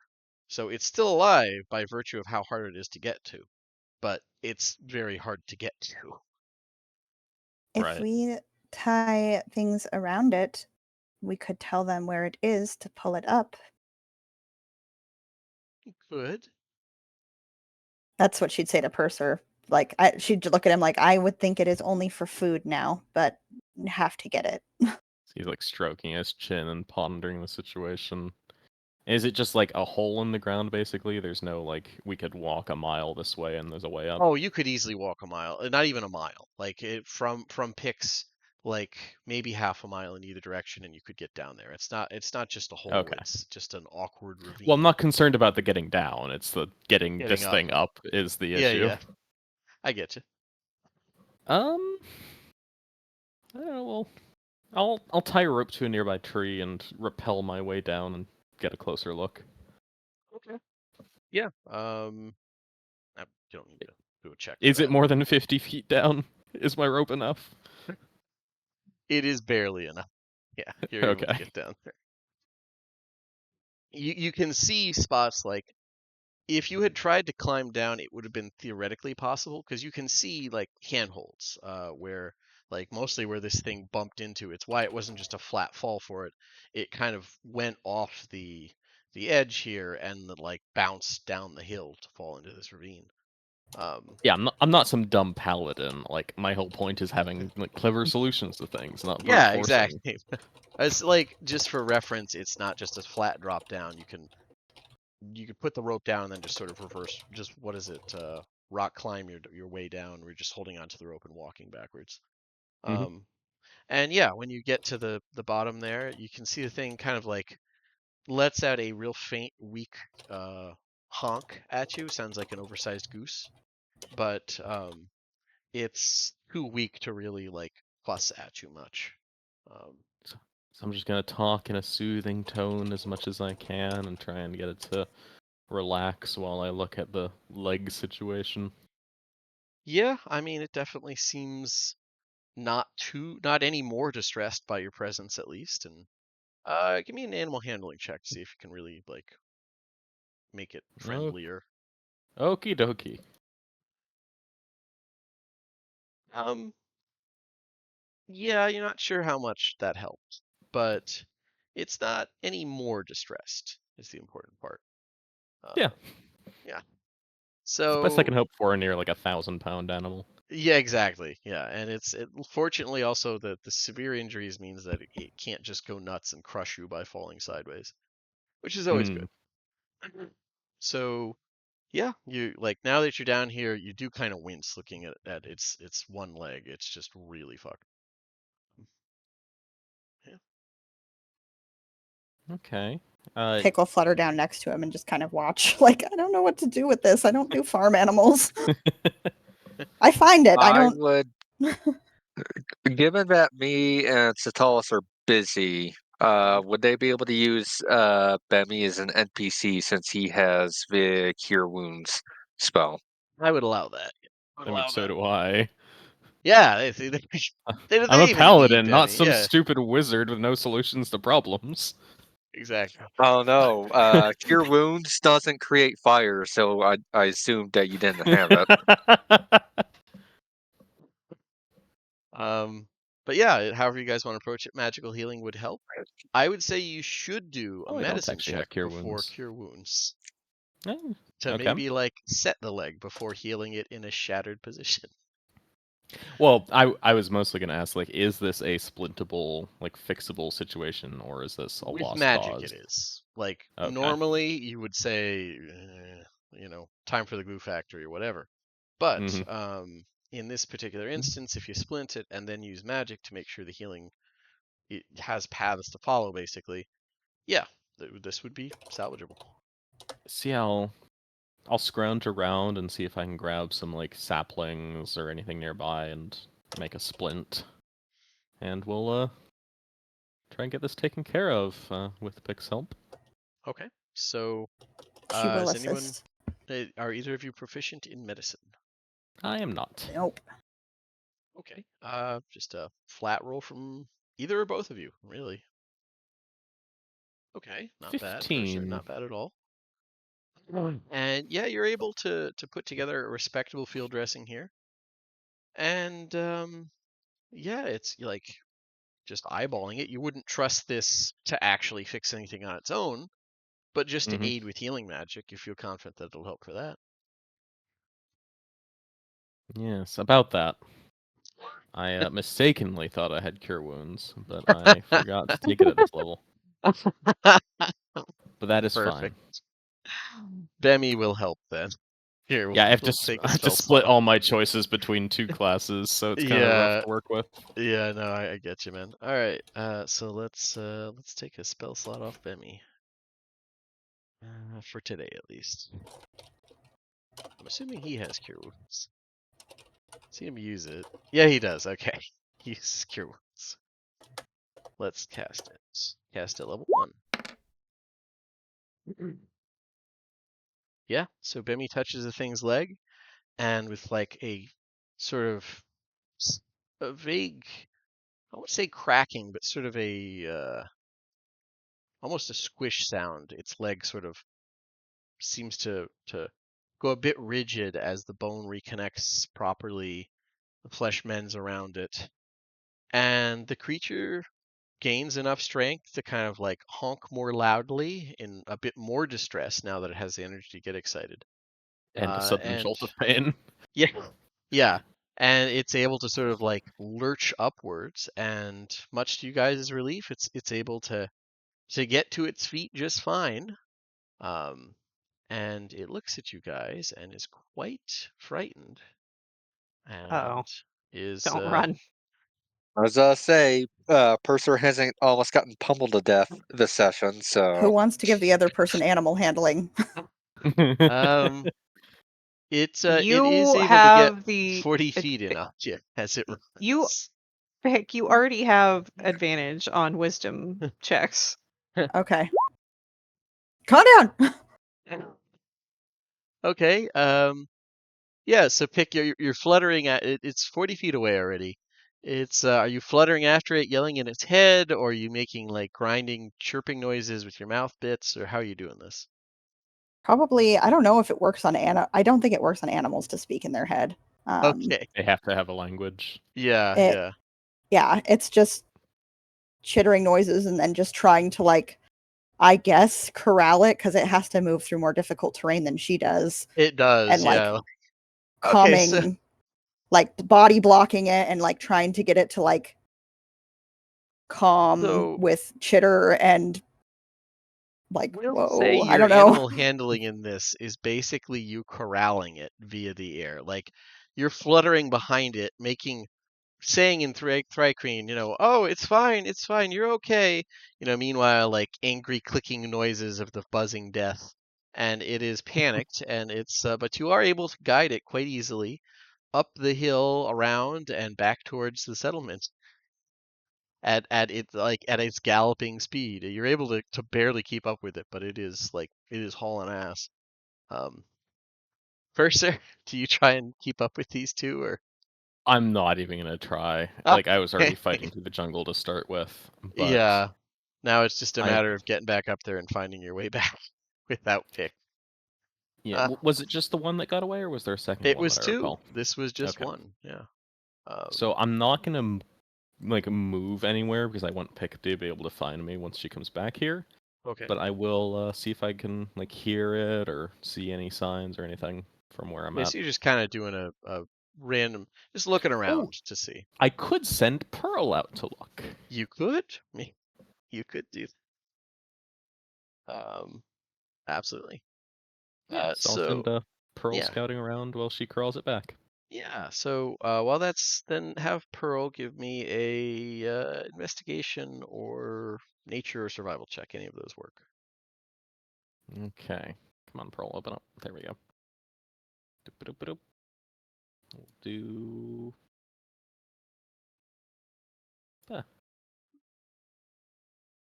8. Pearl starts to do her, pattern searching where, she just kind of starts on you and circles around a little bit, looks for a trail, and Pearl does find something, she thinks, and heads Ah, along. And very quickly, you get a very an alarmed sense from Pearl as she is coming back to you very quickly. And you hear something in the jungle. Perfect. What would you like to do as Pearl is bringing back whatever she has found? Well, I Undoubtedly the am lost creature. standing next to a ravine, so I'm Yes. fairly confident that it's either on the other side or I can bait it off the edge of the cliff. So I mean, literally, if you slid down, whatever it is probably will not follow, unless Oh, it wants to yeah. just plummet. Yeah, we So could you go for could do that. that. Yeah.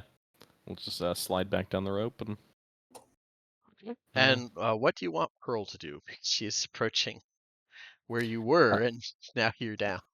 So I'm gonna have Pearl jump down toward me, Okay. and as soon as she gets within 30 feet of me, I'll dismiss her back into my soul.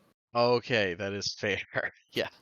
She does, and you see skidding to a halt is a, you're not sure if you would call that a carver. It's much bigger. But a a probably it's honestly about the same size as one of the sunset carvers, but without the glorious plumage and the ability to, hopefully without the ability to, entrance you to your death. As it sort of stalks around the edge of the ravine, looks down at you, sniffs the air a little bit, sees the rope, sniffs it pretty curiously. And that this is a good point to switch over to Pick. You have successfully guided this terrified um, gentle bellow back to the village, where it bursts out of the jungle, honking in a panicked as it runs through the trampling some of the lilies and runs back to the rest of its herd, who pick up on some of its panic, but they haven't gotten the chance to get that worried, as the handler frantically tries to calm them down. Pick, And feeling yeah, like she's already done her job, turns around and dashes right back into the jungle to look for Purser. She's like, I did it! Throws up all four little arms, runs, flies right back where she was. okay. How So far out were we? You were about a mile into the jungle. Okay. Uh, Ludger and Satalis, you guys hear a lot of the drow murmuring, not quite disapproval, like they're glad it's back, but they are a little concerned at how scared the thing was, and like that, I thought they were supposed to be gentle, watchers of the dead. What's wrong with them? This is Maybe. not. I will actually say this is not something that they normally do. And they seem a little startled that you can speak the language. They just were assuming you couldn't, and quickly, just kind of hurriedly pick up their things and walk away. They they really didn't think you could understand them when they were shit talking. Yeah, and that's fine. I will go so far as to say Sultalis doesn't care. Like, if they want to shit talk, at least be far enough away that I can't hear it, okay? They just assumed you Okay. couldn't understand. It's the same thing. They don't Well, look now they know I ashamed can. about getting caught at all. They're just a little irritated. But yeah. And yeah, I would say you have about half the work done at this point, uh, Ludger. And now you're starting work on the next one. You're sort of working. A lot of it's not just unfamiliar tools. It's like none of it's measured or properly set out. You're just catch as catch can. So a lot of this is they have certain vines that they know to use. You tie around, use it to tie together the paddock, instead of nails. Some of it, you can see that they would do notching, where they would basically carve it so it notches in properly. But other ones, it looks like that's the older work. The newer repairs all look like somebody just tied it. So maybe they've had to do it without an expert for some time. But even if you just do the half-ass thing, that's just a task they don't have to do. They're happy to have somebody do it. Yeah. But yeah, Pick, you flutter back to find Purser at the bottom of the ravine. For some reason, he cut that rope. That was and like scratched. Like he didn't just like cut it normally. It looks like it was shredded. It was weird. And yeah, what would you like to do? I found him. You did find him. Yeah, he's Oh, okay. unharmed and unshredded. It's just the rope is shredded. It looks like Is that you, he Pick? Yeah, in his mind. It's me. I took Ah, Cow home. Or took good. Gentle Bellow home. Find other one? That is the plan, yes. Sorry I go. It was running. Could only really hurt it. No, it's quite all right, Pick. I regret being told to come here, but otherwise I am quite well. Which way should I go to get out of here? Looks around. You can see clearly the same trail that you and the bellows took. Points. Yeah. Flutters over. Yeah. Ah! Freshly cleared, at least. And yeah, give me another survival, nature, or investigation check to try and find the trail of the other one. Ah, look at that. +3 with Purser. Are you willing, after that experience, to be the pointer dog in this situation? Yeah, I'm willing. Okay, all right, fair enough. Then Like, yeah, then I'm a Templar. I'm taking the 26. 4. That's fair. I think it's also fair that I asked, though, given how much fun he's been having. I mean, But yeah, yeah, he hates being here, but like it's standing it's before the gotta be week and all that. For that moment where the only eager person that wants the front line is the one person in the party that shouldn't be frontlining. yeah. What? But You want to say that to my face, Karn?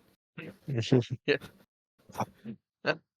I don't Um, know, like, we've both been on the front lines, and I don't get ragdolled every fight, so. I mean, we'll see. I mean, the Wolverine gets ragdolled every fight, and he's cool. Exactly. Uh, but yeah, you guys are able to get where you need to go, and you do very quickly find another trail, or well, the more likely this one just kind of split off. Like the one that you found was probably leading the way. It plummeted off that ravine. The one behind it saw that, turned, and just went in a different direction. And you find it very, very tired and like still kind of sleeping off the issue, but you find it somewhere. We'll say there's not a full river here, but there's a small creek that it seems to have just kind of like plopped down in the mud next to the creek and is just sleeping very tired. Fair enough. It doesn't look particularly injured. It is currently asleep and hasn't noticed your approach.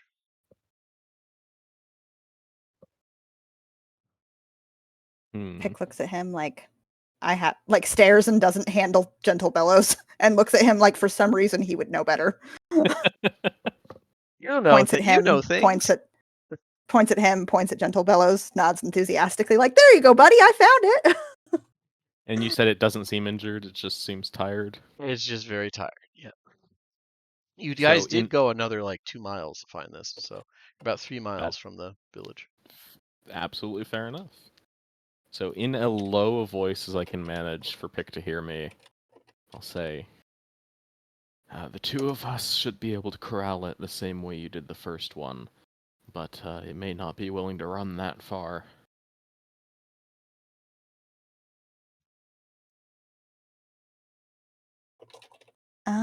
We'll have to get around it. Nods and thinks, I think you can, it's two-way. You can talk to me this way. Oh, can you? Oh, cool. I see. I don't think I can initiate it. Let me see. No.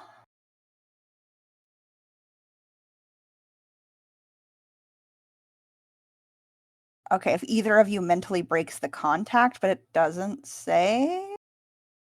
Okay, so assuming we stay linked, then Yeah. while we're searching. Okay. Hey, I remember it was a good one. Yeah. Your two-way radio, mental radio. You're able to express that quite silently. Yeah. So if we get around to the other side of it, we should be able to corral it back toward the village. Okay. Give me, both of you, a stealth check as you try and sneak around it through the creek to the other side. Come on, you fucking rogue. Jesus. Track 2 cows, killing it. Finding camping spots, I got this. Actually doing the thing you're supposed to do. Sneaky sneaks. Hey, it's a running tradition for rogues in Sam's games. Yeah, it sadly is. It's sort of a running gag It's at this you. point. You're the curse. It kind of is. It was literally became a running gag in the main game. Damn it. So if I see it reacting to pick, can I use thaumaturgy to make a sound on the other side of it and hopefully keep it from running further away? Yes. That's if it freaks Give out and me responds, hopefully. I'll make performance. the It does it's like the notice you sound of pick. like a snapping branch. Okay. So it seemed to sort of start awake at the sound of Pick's wings and looked up, clearly concerned and a little, like uneasily getting to its feet. And yeah, give me a performance check there, Purser. You want it to be charisma or intelligence or what? Um, I don't know. whichever you prefer. I would be fine with I mean, I would intelligence 'cause prefer you're intelligence because yeah, it's my you spellcasting can have it modifier. be exactly. Yeah, you can have it be for intelligence because you're using a spell for the effect. Okay. That will be straight intelligence. 13. Okay. Yeah, like there's like a snapping sound from the other side of the creek. It's definitely starting to get concerned. But with all of that growing fear in it, it hasn't noticed you, Purser, and you're able to get to the other side. It hasn't bolted yet, but it's definitely looking like it's not sure. It's thinking about running south, which is not a good direction. But it hasn't really made up its mind yet. Because I imagine you stopped moving towards it when it noticed you. Yeah. Yeah. So it's genuinely not sure what direction to go yet. So once I get to the other side of it, I'll just jump. I'll get to the right direction where I can, if it runs directly away from me and pick, it'll go in the right way. Okay. Yeah, so And just you're directly west of it. I'll just jump out, wave my sword around, and like shout at it. Okay. Ah! All right, give me an intimidation check with advantage, because you are scary. I imagine you're using thaumaturgy for this too. No, I don't want to be super loud because I don't want to attract Oh, okay. anything. Then just a normal intimidation check. Yeah, I mean you don't need it. You're a terrifying individual when you want to be. I am. I mean, like, I'm a tall guy with like a long black cloak, which breaks up my shape. Yeah. Like, And it's a terrifying thing to an animal strange sometimes. noises. Yeah, and you smell very, very different than any other like humanoid figures it's been around. You combine all that, yeah. It is spooked. And like fire. Yeah. And a little bit of smoke, which is that's the ultimate fear button. So yeah, it's going to like let out a honk, like a panicked this is like a really deep goose honk, and just turn around and start running towards the village. But it's Pick not like full tilt like the other one was doing. It can only manage about 30 feet, but it's trying even though it's wheezing with exhaustion. And that's enough that me and Pick will be able to keep up with it. So that's good. Pick cheers at him like he's doing a wonderful job. And He I'll just is. start jogging after it and like making noise whenever it moves in the wrong way and Okay. just crawling it back in the right direction. Nice. One last animal handling from either both of you or one person with advantage. I will just assist Pick. Okay. Pray. Oh my god. So with 11, I will say there's a lot of wrong turns where it just like the thing seems to doesn't quite its heart doesn't give out or anything, but it just sort of half keel over and just like froth around the mouth, like too scared to move for a little bit. But I would say with like the rest of the afternoon at you guys' disposal, a couple hours later, you are able to Actually, get this thing to arrive. Yeah. if in one of those times where it falls over and Mhm. I'm able to catch up with it, I will cast aid on it just to give it a little bit of a boost. Okay, that does help a little bit. Yeah, if you're willing to spend a spell slot, I'll say instead of 3 hours, 2 hours. And toughness, hit point. Yeah, that's definitely, like I said, spell slot combined with that, you're definitely able to help. And you know what? I would say your second level spell slot, it's instead of 3 hours, hour and a half. So hour and a half, you're able to get this thing back. Um, it trots into the village honking in like sheer visible relief that it recognizes where it is now and goes towards the pen. Um, and yeah, by about that point, I'd say about half an hour ago, the pen is fully repaired, um, pretty well put together, and with that, you guys have completed both tasks.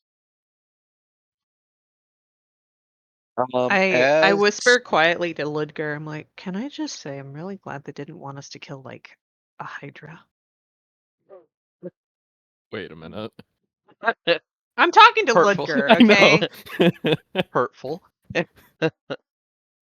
So I'm saving that for level uh, 4. I responded like, yeah, a Hydra would be difficult. Uh, I'm not sure if she's joking. Like that would be wild if they'd want. This is not me throwing shade. I genuinely enjoyed that. I just this is me riffing off Bonnie. All right, so the And I didn't even think about the fact that you guys killed a Hydra while I was unwell on Wednesday. But I'm sure my character threw out some healing as needed because that's her job. sounds probably uh, not to my character, but you know she doesn't like him. Well, if he'd um, stop being a twat.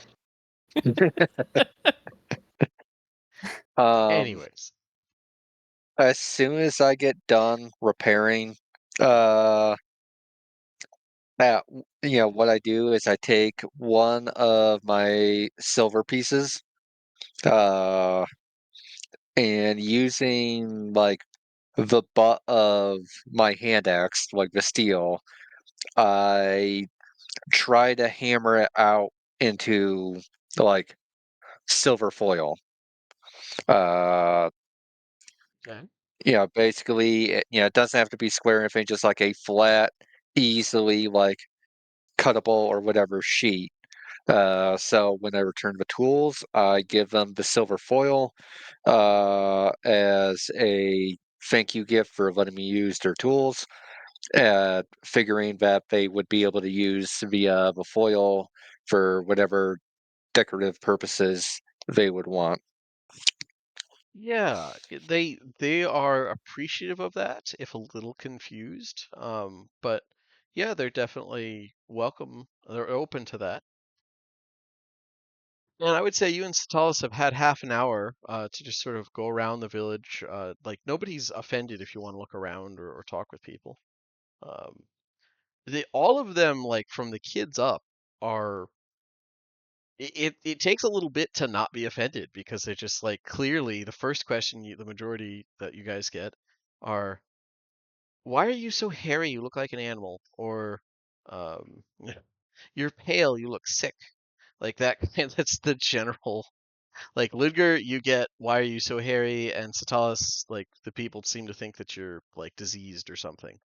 But I take it I'm as a sure. compliment, as if for complimenting my like glorious mustache. Right. Yeah. What were you saying, buddy? Um, I'm sure they're also like, "What did you do to your hair?" kind of thing. Yeah, Uh, it's just like they don't really seem to mean anything by it, but there is no subtlety in the like, you know, in just basic interactions with them. um, this is just how my people look. Mm, grubs. But yeah, other than that, That's that how you his do. people look too. But it's so hairy over it. I don't know if it's better or worse. Well, he's Um, human, so I explain in many ways that a particularly bushy mustache is like a well crafted tattoo I among my people. I whispered to probably like the 9-year-old girl who's like, "What's wrong with your hair?" It's like, he is very hairy for a human, though. I will say that. she nods sagely, and then shows off. She's very excited. She got her first, she got her full set of bracelets now, so she can go out in the jungle properly. And like just interacting, you've noticed that like nobody's wearing shoes or even like moccasins or sandals or anything. Um, she's very proud to explain that the bracelets they make, they're magic. And it protects the feet, so you can just walk wherever. You don't have to wear those big awful things that you guys wear. Um, How does and one earn them? she just well, when you get old enough and you're, you know, one of us, you get them. So Could you can I go get out in the some? jungle and help. Well, no, you're not one of us. But I am old enough. I don't know. You look old. And I am. yeah, She's not, but she's just going along with it at this point. yeah. Um, but yeah, and you do see that the lilies, like just walking around, the lilies make you feel like smelling them. Sitalis, it reminds you of like just smelling them reminds you of um, when you first drink coffee in the morning, Hmm. because it's my canon that coffee is in Corvair, so uh, it's some type of stimulant, whatever. Uh, just smelling these things makes you feel invigorated.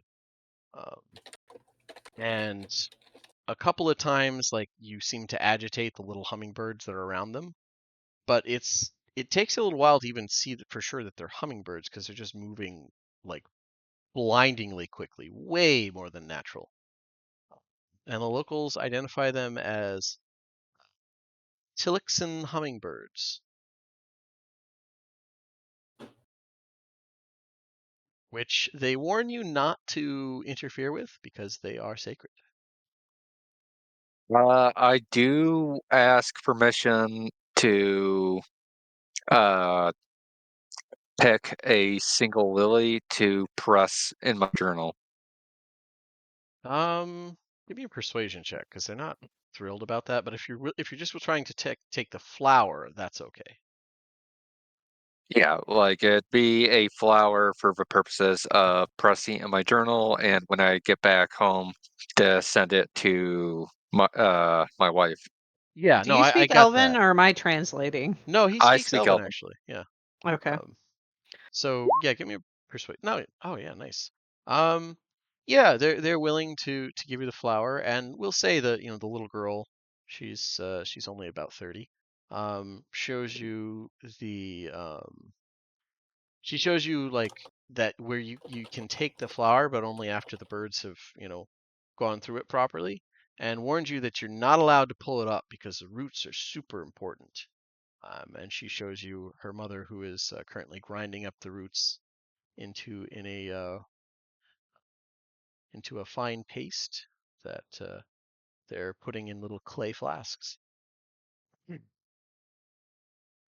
And but Um, yeah, Uh, I I think I thank them for letting me take one of their flowers, and as I said, I press it into my journal with the intention of when I return with my next letter home, I will include the flower. nice. And what were you saying, Bonnie? I was gonna say if there's like a market for local jewelry or trinkets or something, I would like to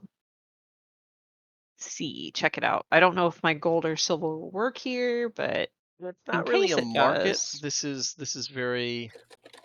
It's more like if something's valuable, it's kind of shared. It's very tribal.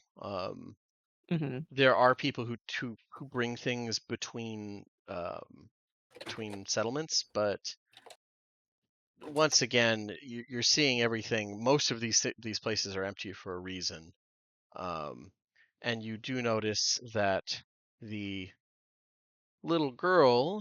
Let's see here. Where is it?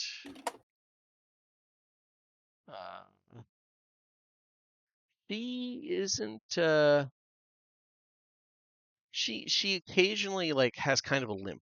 It looks like she's like maybe had an injury or something, and you notice that most of the people here seem to move like they have kind of lingering joint pain from something. Would based on my observation, is this something that I could fix with my magic and my medical skills? Maybe you could probably fix this with restoration, if I'm remembering the right spell. I Okay. think you could probably fix with lesser restoration. And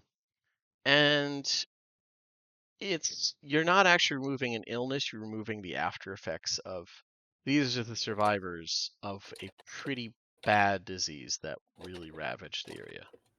Okay. So I will start with the girl and I will explain I actually am a healer. And Really I skeptical noticed, at that and says, "You don't look like one." what do healers look like? Well, like my uncle did. What did he look like? Well, he had all the right tattoos, and he had the staff with the things growing in it, and he didn't look like Well, you. if I could make your limp go away, could I earn a tattoo? I don't know if it would show up. You're so pale already.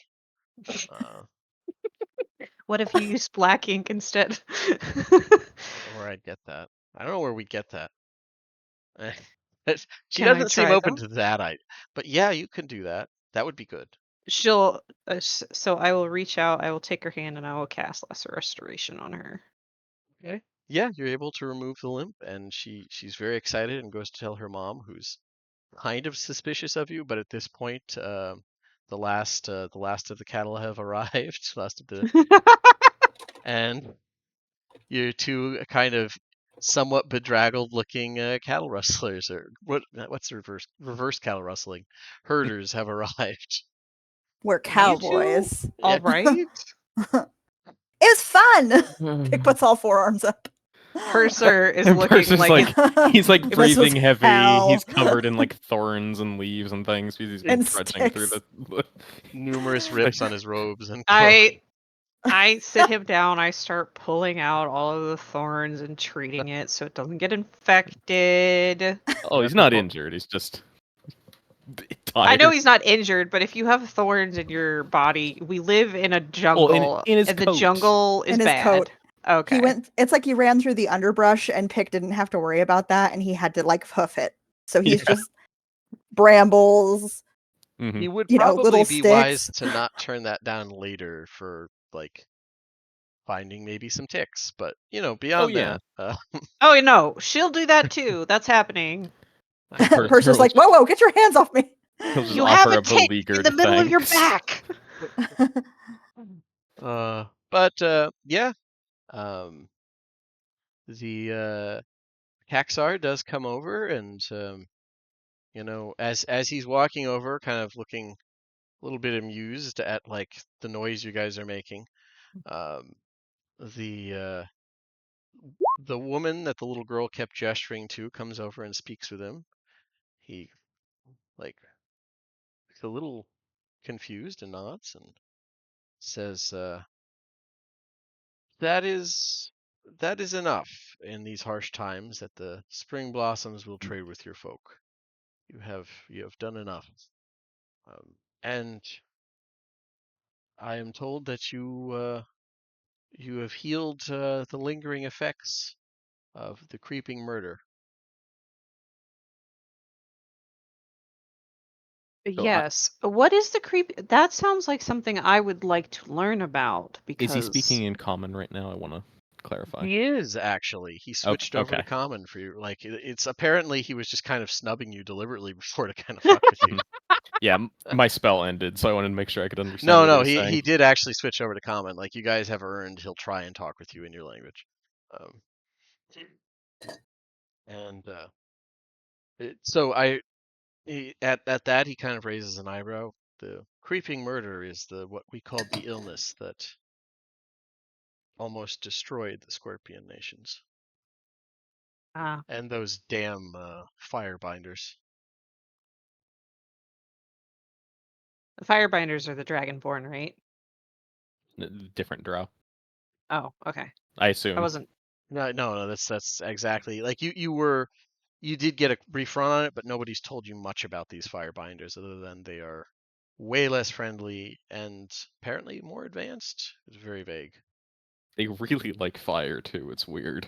There's an element of I that, yeah. can't imagine another person who might like fire for whatever reason. Anyway, um, can you can I speak with your healer perchance You to can, but learn I more of doubt you know the this? ritual. We could show you the You ritual if you wish to speak with him. is he gonna teach me how to do speak with dead? Yes. Ugh, Jesus. You don't have a healer now? Not any longer. Part of Uh, why the creeping murder hit everyone so badly. And even when he was right. alive, he spent to his last breath he tried to fix it, but none of our magics worked. I'd like to learn more about it if I could, but I'm not yet powerful enough to do the spell that you're referring to. Well, it was agonizing pain from every joint, blinding headaches, um, and every day one felt weaker until one either died or didn't, and then slowly got better to a point where all that's left is lingering pain in the joints. So does this sound like something similar to anything that we could have run across in the past? It doesn't at all. It doesn't sound like anything native to Corvair. And give me a medicine check when he's describing it and just like how badly it cuts through the population. I'm gonna guidance myself on this one. Hey. Is Pick near you Yeah. guys? 24. Yeah, yeah, definitely. Pick's nearby. Okay. She's just gonna tap her on the shoulder and then do the mental. I tell you later. I see lots. Um, Hmm. both of you, like kind of approaching it from different ways, but the fact that it killed that many fucking people and spread as quickly as it did, this is not an urban-centered people. Like it should have wiped out a village and then not continued on. Um, like the fact that this hit everywhere the way it did and then ripped through the population kind of out of nowhere doesn't sound like how diseases naturally travel. Now, there's a lot of different ways that illnesses can happen in Eberron. That's all diseases are not caused by, you know, microorganisms. A lot of them are caused by, sicknesses of the soul, like things like that. But this doesn't sound even remotely natural, and it doesn't sound. Or you know what? I should correct that. It sounds in the symptoms. It sounds like a natural illness, but the method of transport, something was spreading this, like maybe a bug or something like that. But this doesn't sound like how diseases normally travel. I would ask him if there was who was the first person that got sick, and did they travel? Did they work with water? Did they work with animals? Um, he would say that first person to get sick was his great uncle, who was one of their healers slash priests slash druids. The word he uses can be used for any of those things. And it was after a mysterious figure was going through giving out giving out like trinkets and valuable items, saying that he was a priest from the mainland.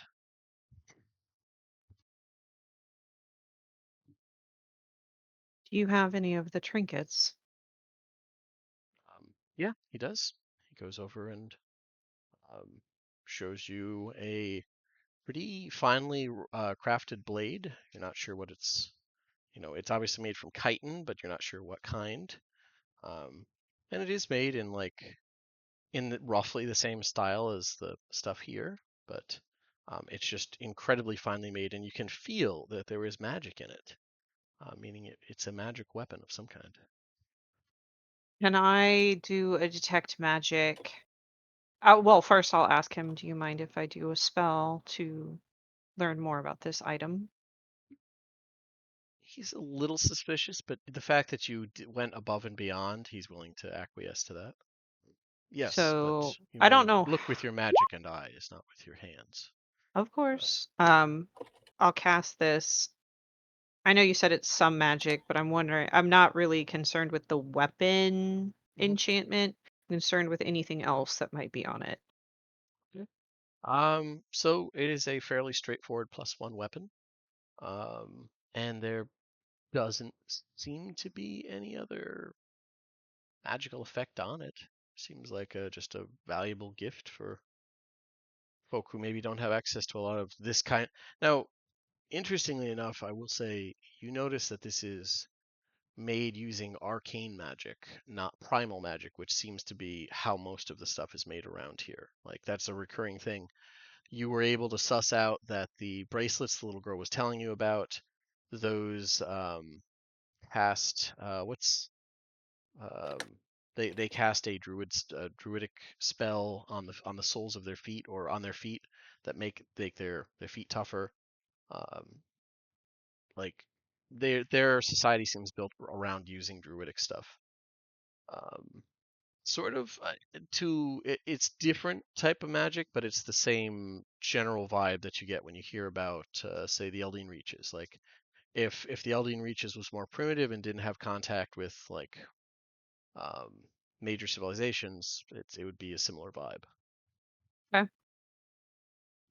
This, This however, was. was made using arcane magic, so it looks like their stuff, but wasn't made using the same methods. I will say it's a fine blade that was made with a different kind of magic than yours. He's a little confused by that, because he's proud that it's a fine blade.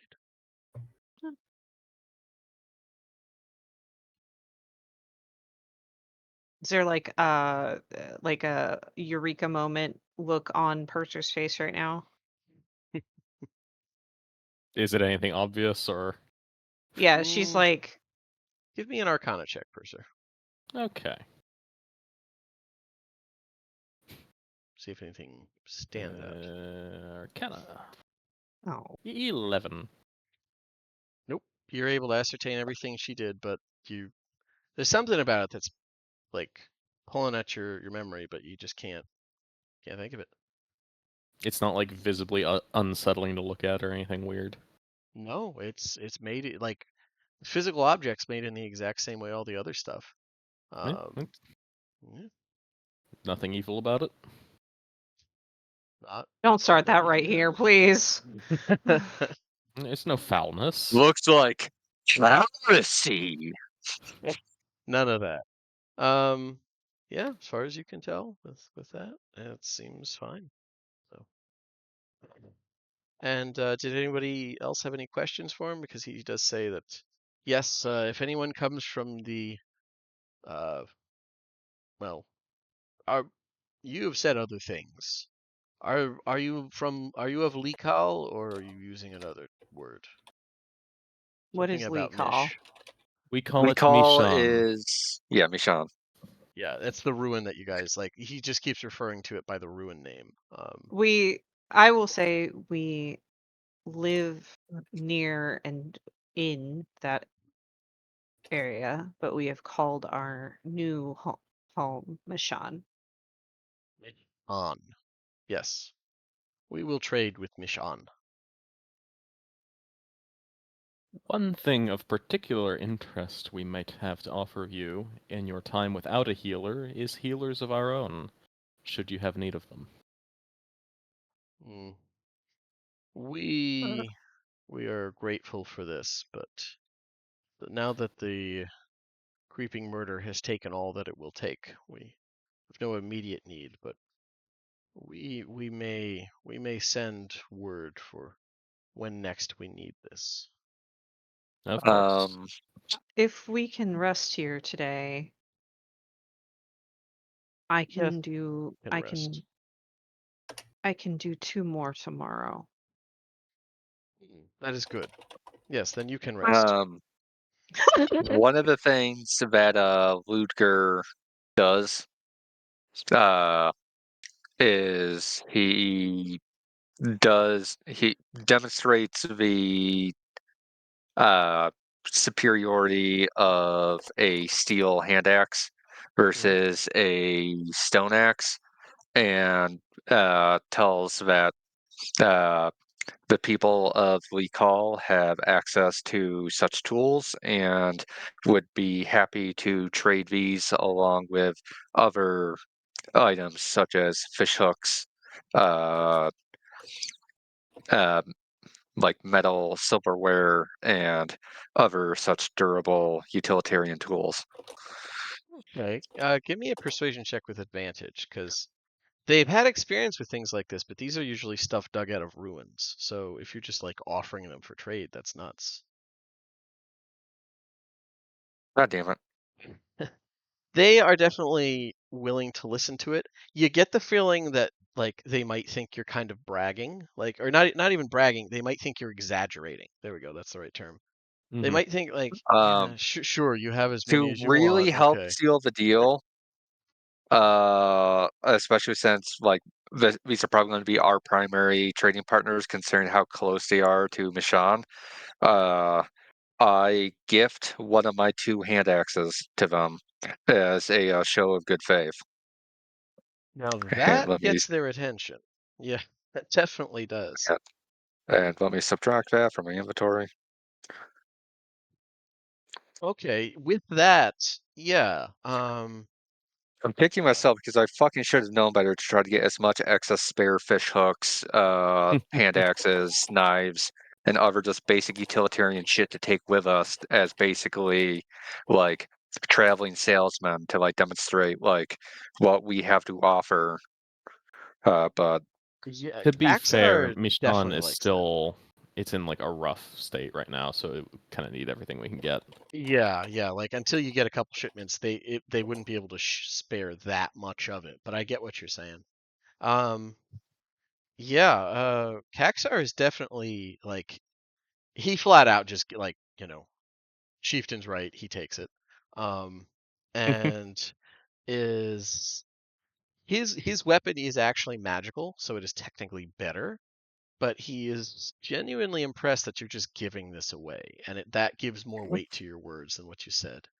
So, yeah, Uh, And it's he very can much one of tell. those things Oh, sorry, go where ahead. like the main angle I'm going for is the utilitarian rather because uh like I make sure to note that like you have fine weapons of war, but these are ideal tools of peace for building, mending, fishing, uh, and the yeah, the like. cool like that's a really good element to take because they're touchy about their war stuff.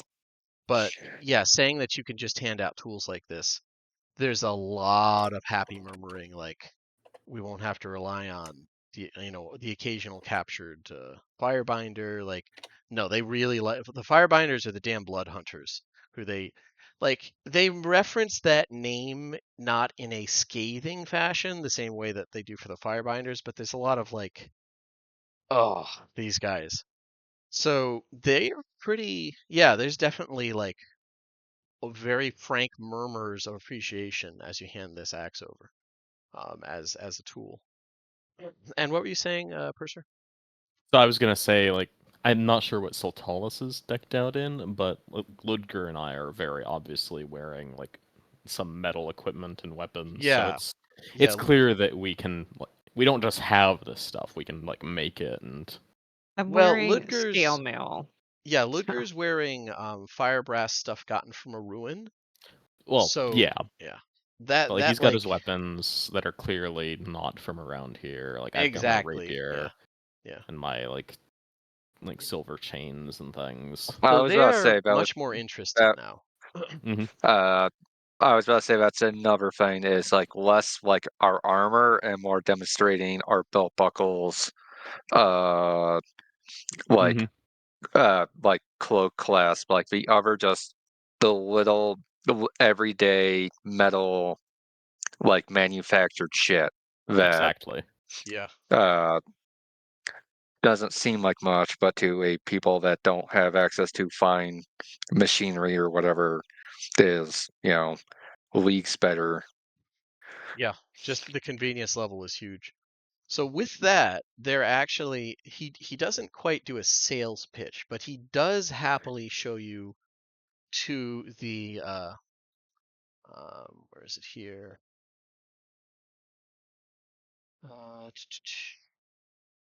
Yeah, the Tixalan lilies, he calls them, just named after the birds that seem to enjoy them so much. And hand you, as he just says, as a equal gift to what you gave him, a small clay pot that he shows you. There's a faintly like, I won't say spicy, but definitely not foul, not bad or foul smelling, but aromatic mix in it that he like to show what's going on. He takes out his knife real quickly, cuts his hand a little bit, and then dabs some of the interior the potion or whatever in there on it, and shows you that it heals with supernatural speed. Apparently, these people make healing potions as one of their main things. what do they want for a couple of them? Well, you just showed that you have some things that they might be interested, like metal Oh, tools, things like that. Like that's why he's kind of showing now he's interested. He's actually interested in trading, and it's not just they did the tasks that I gave them to make them go away. I guess I can trade. Now he's actually interested.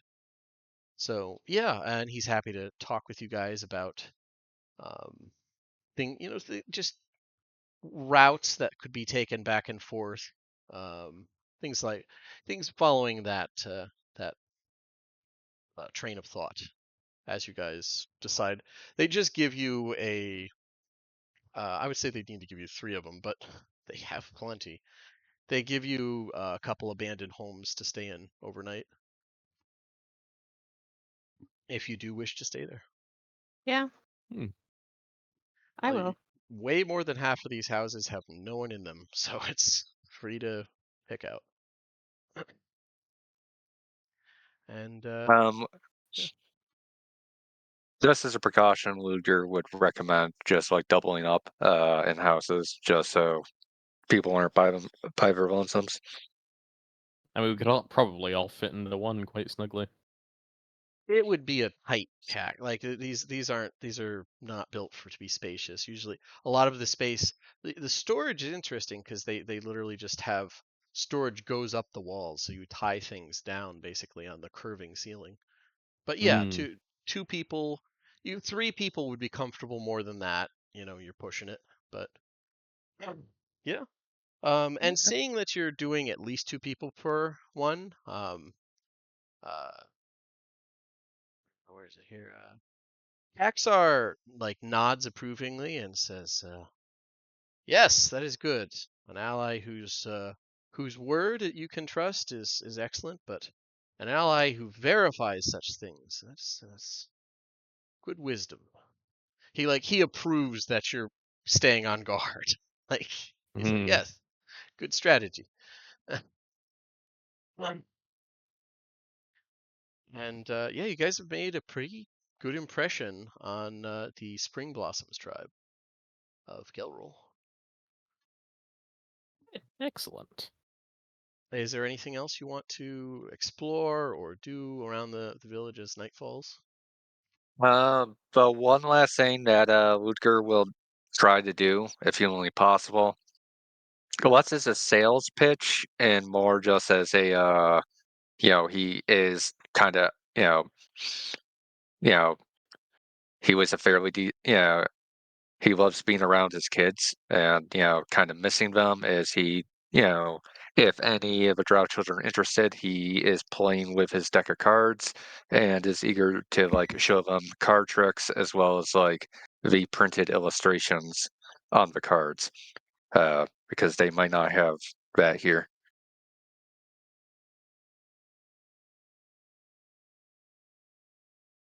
Other than that, that's all Ludger is doing before he goes down for the night.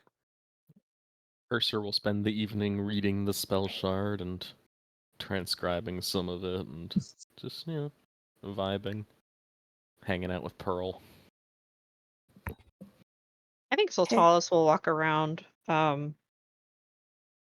just in learning more, maybe following Pick around too, if that's what she's going to be doing.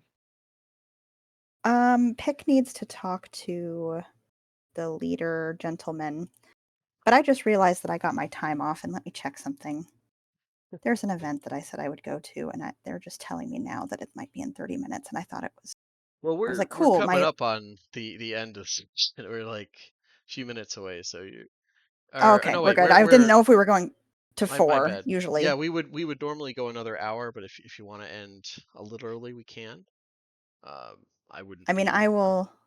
I have more content, but if we want to stop here, that's fine. If you have something you got to get to. I'm checking the time on this. They said For 30 a second, minutes. I saw the thing that said 5, and that's normally I start games at 1. Starting at 2, I'm still getting used to the go an hour longer. Yeah. I'm in a similar position where I'm like, hey, we're almost done. Nope. We normally 4 hours. Yeah, exactly. Where's the damn chat?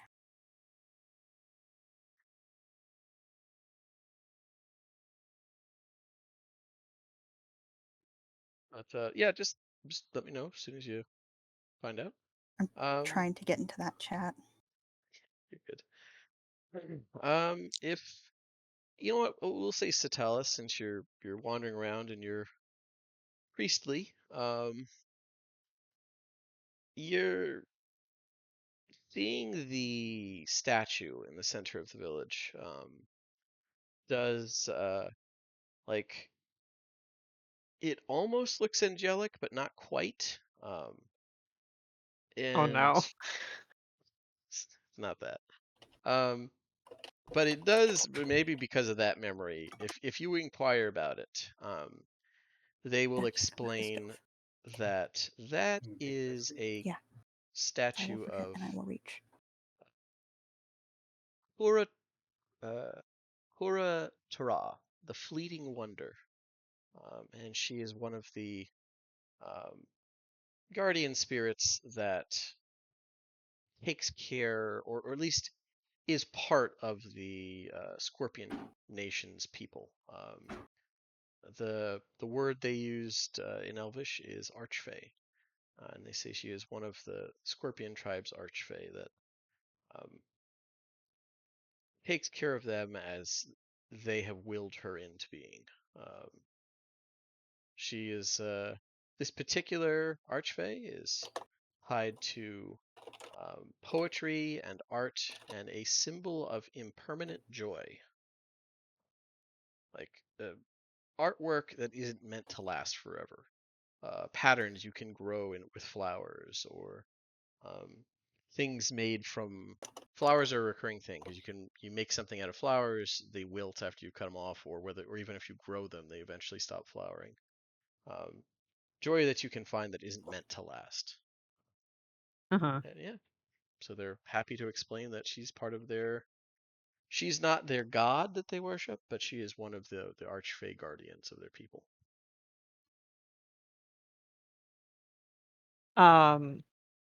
What was the name again? Here, one sec. There it is. The fleeting and notes.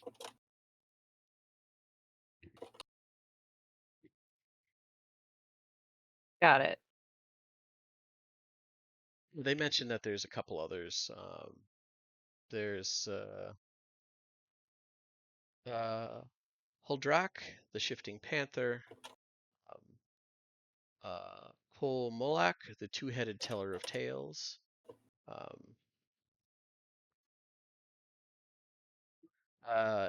Elstray, the Mother of Moths. Those are the main ones that they know of. I love learning about this, so thank you for sharing it with me. You do not sound genuine, but that is all right. We are glad you She sounds show enough genuine. interest. No, that's just what the one says.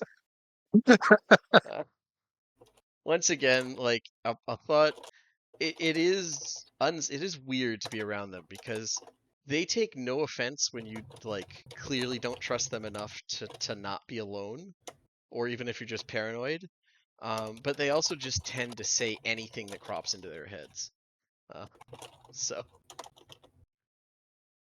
like you hear them be that way with each other too, and you're not sure how more violence doesn't happen. Like, you know, it's, oh, She just kind of accepts that then. It's like, anyway,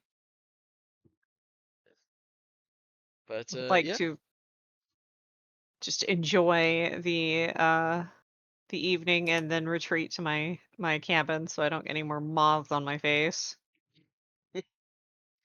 yeah, it's the cabins are secure against tier moths. So,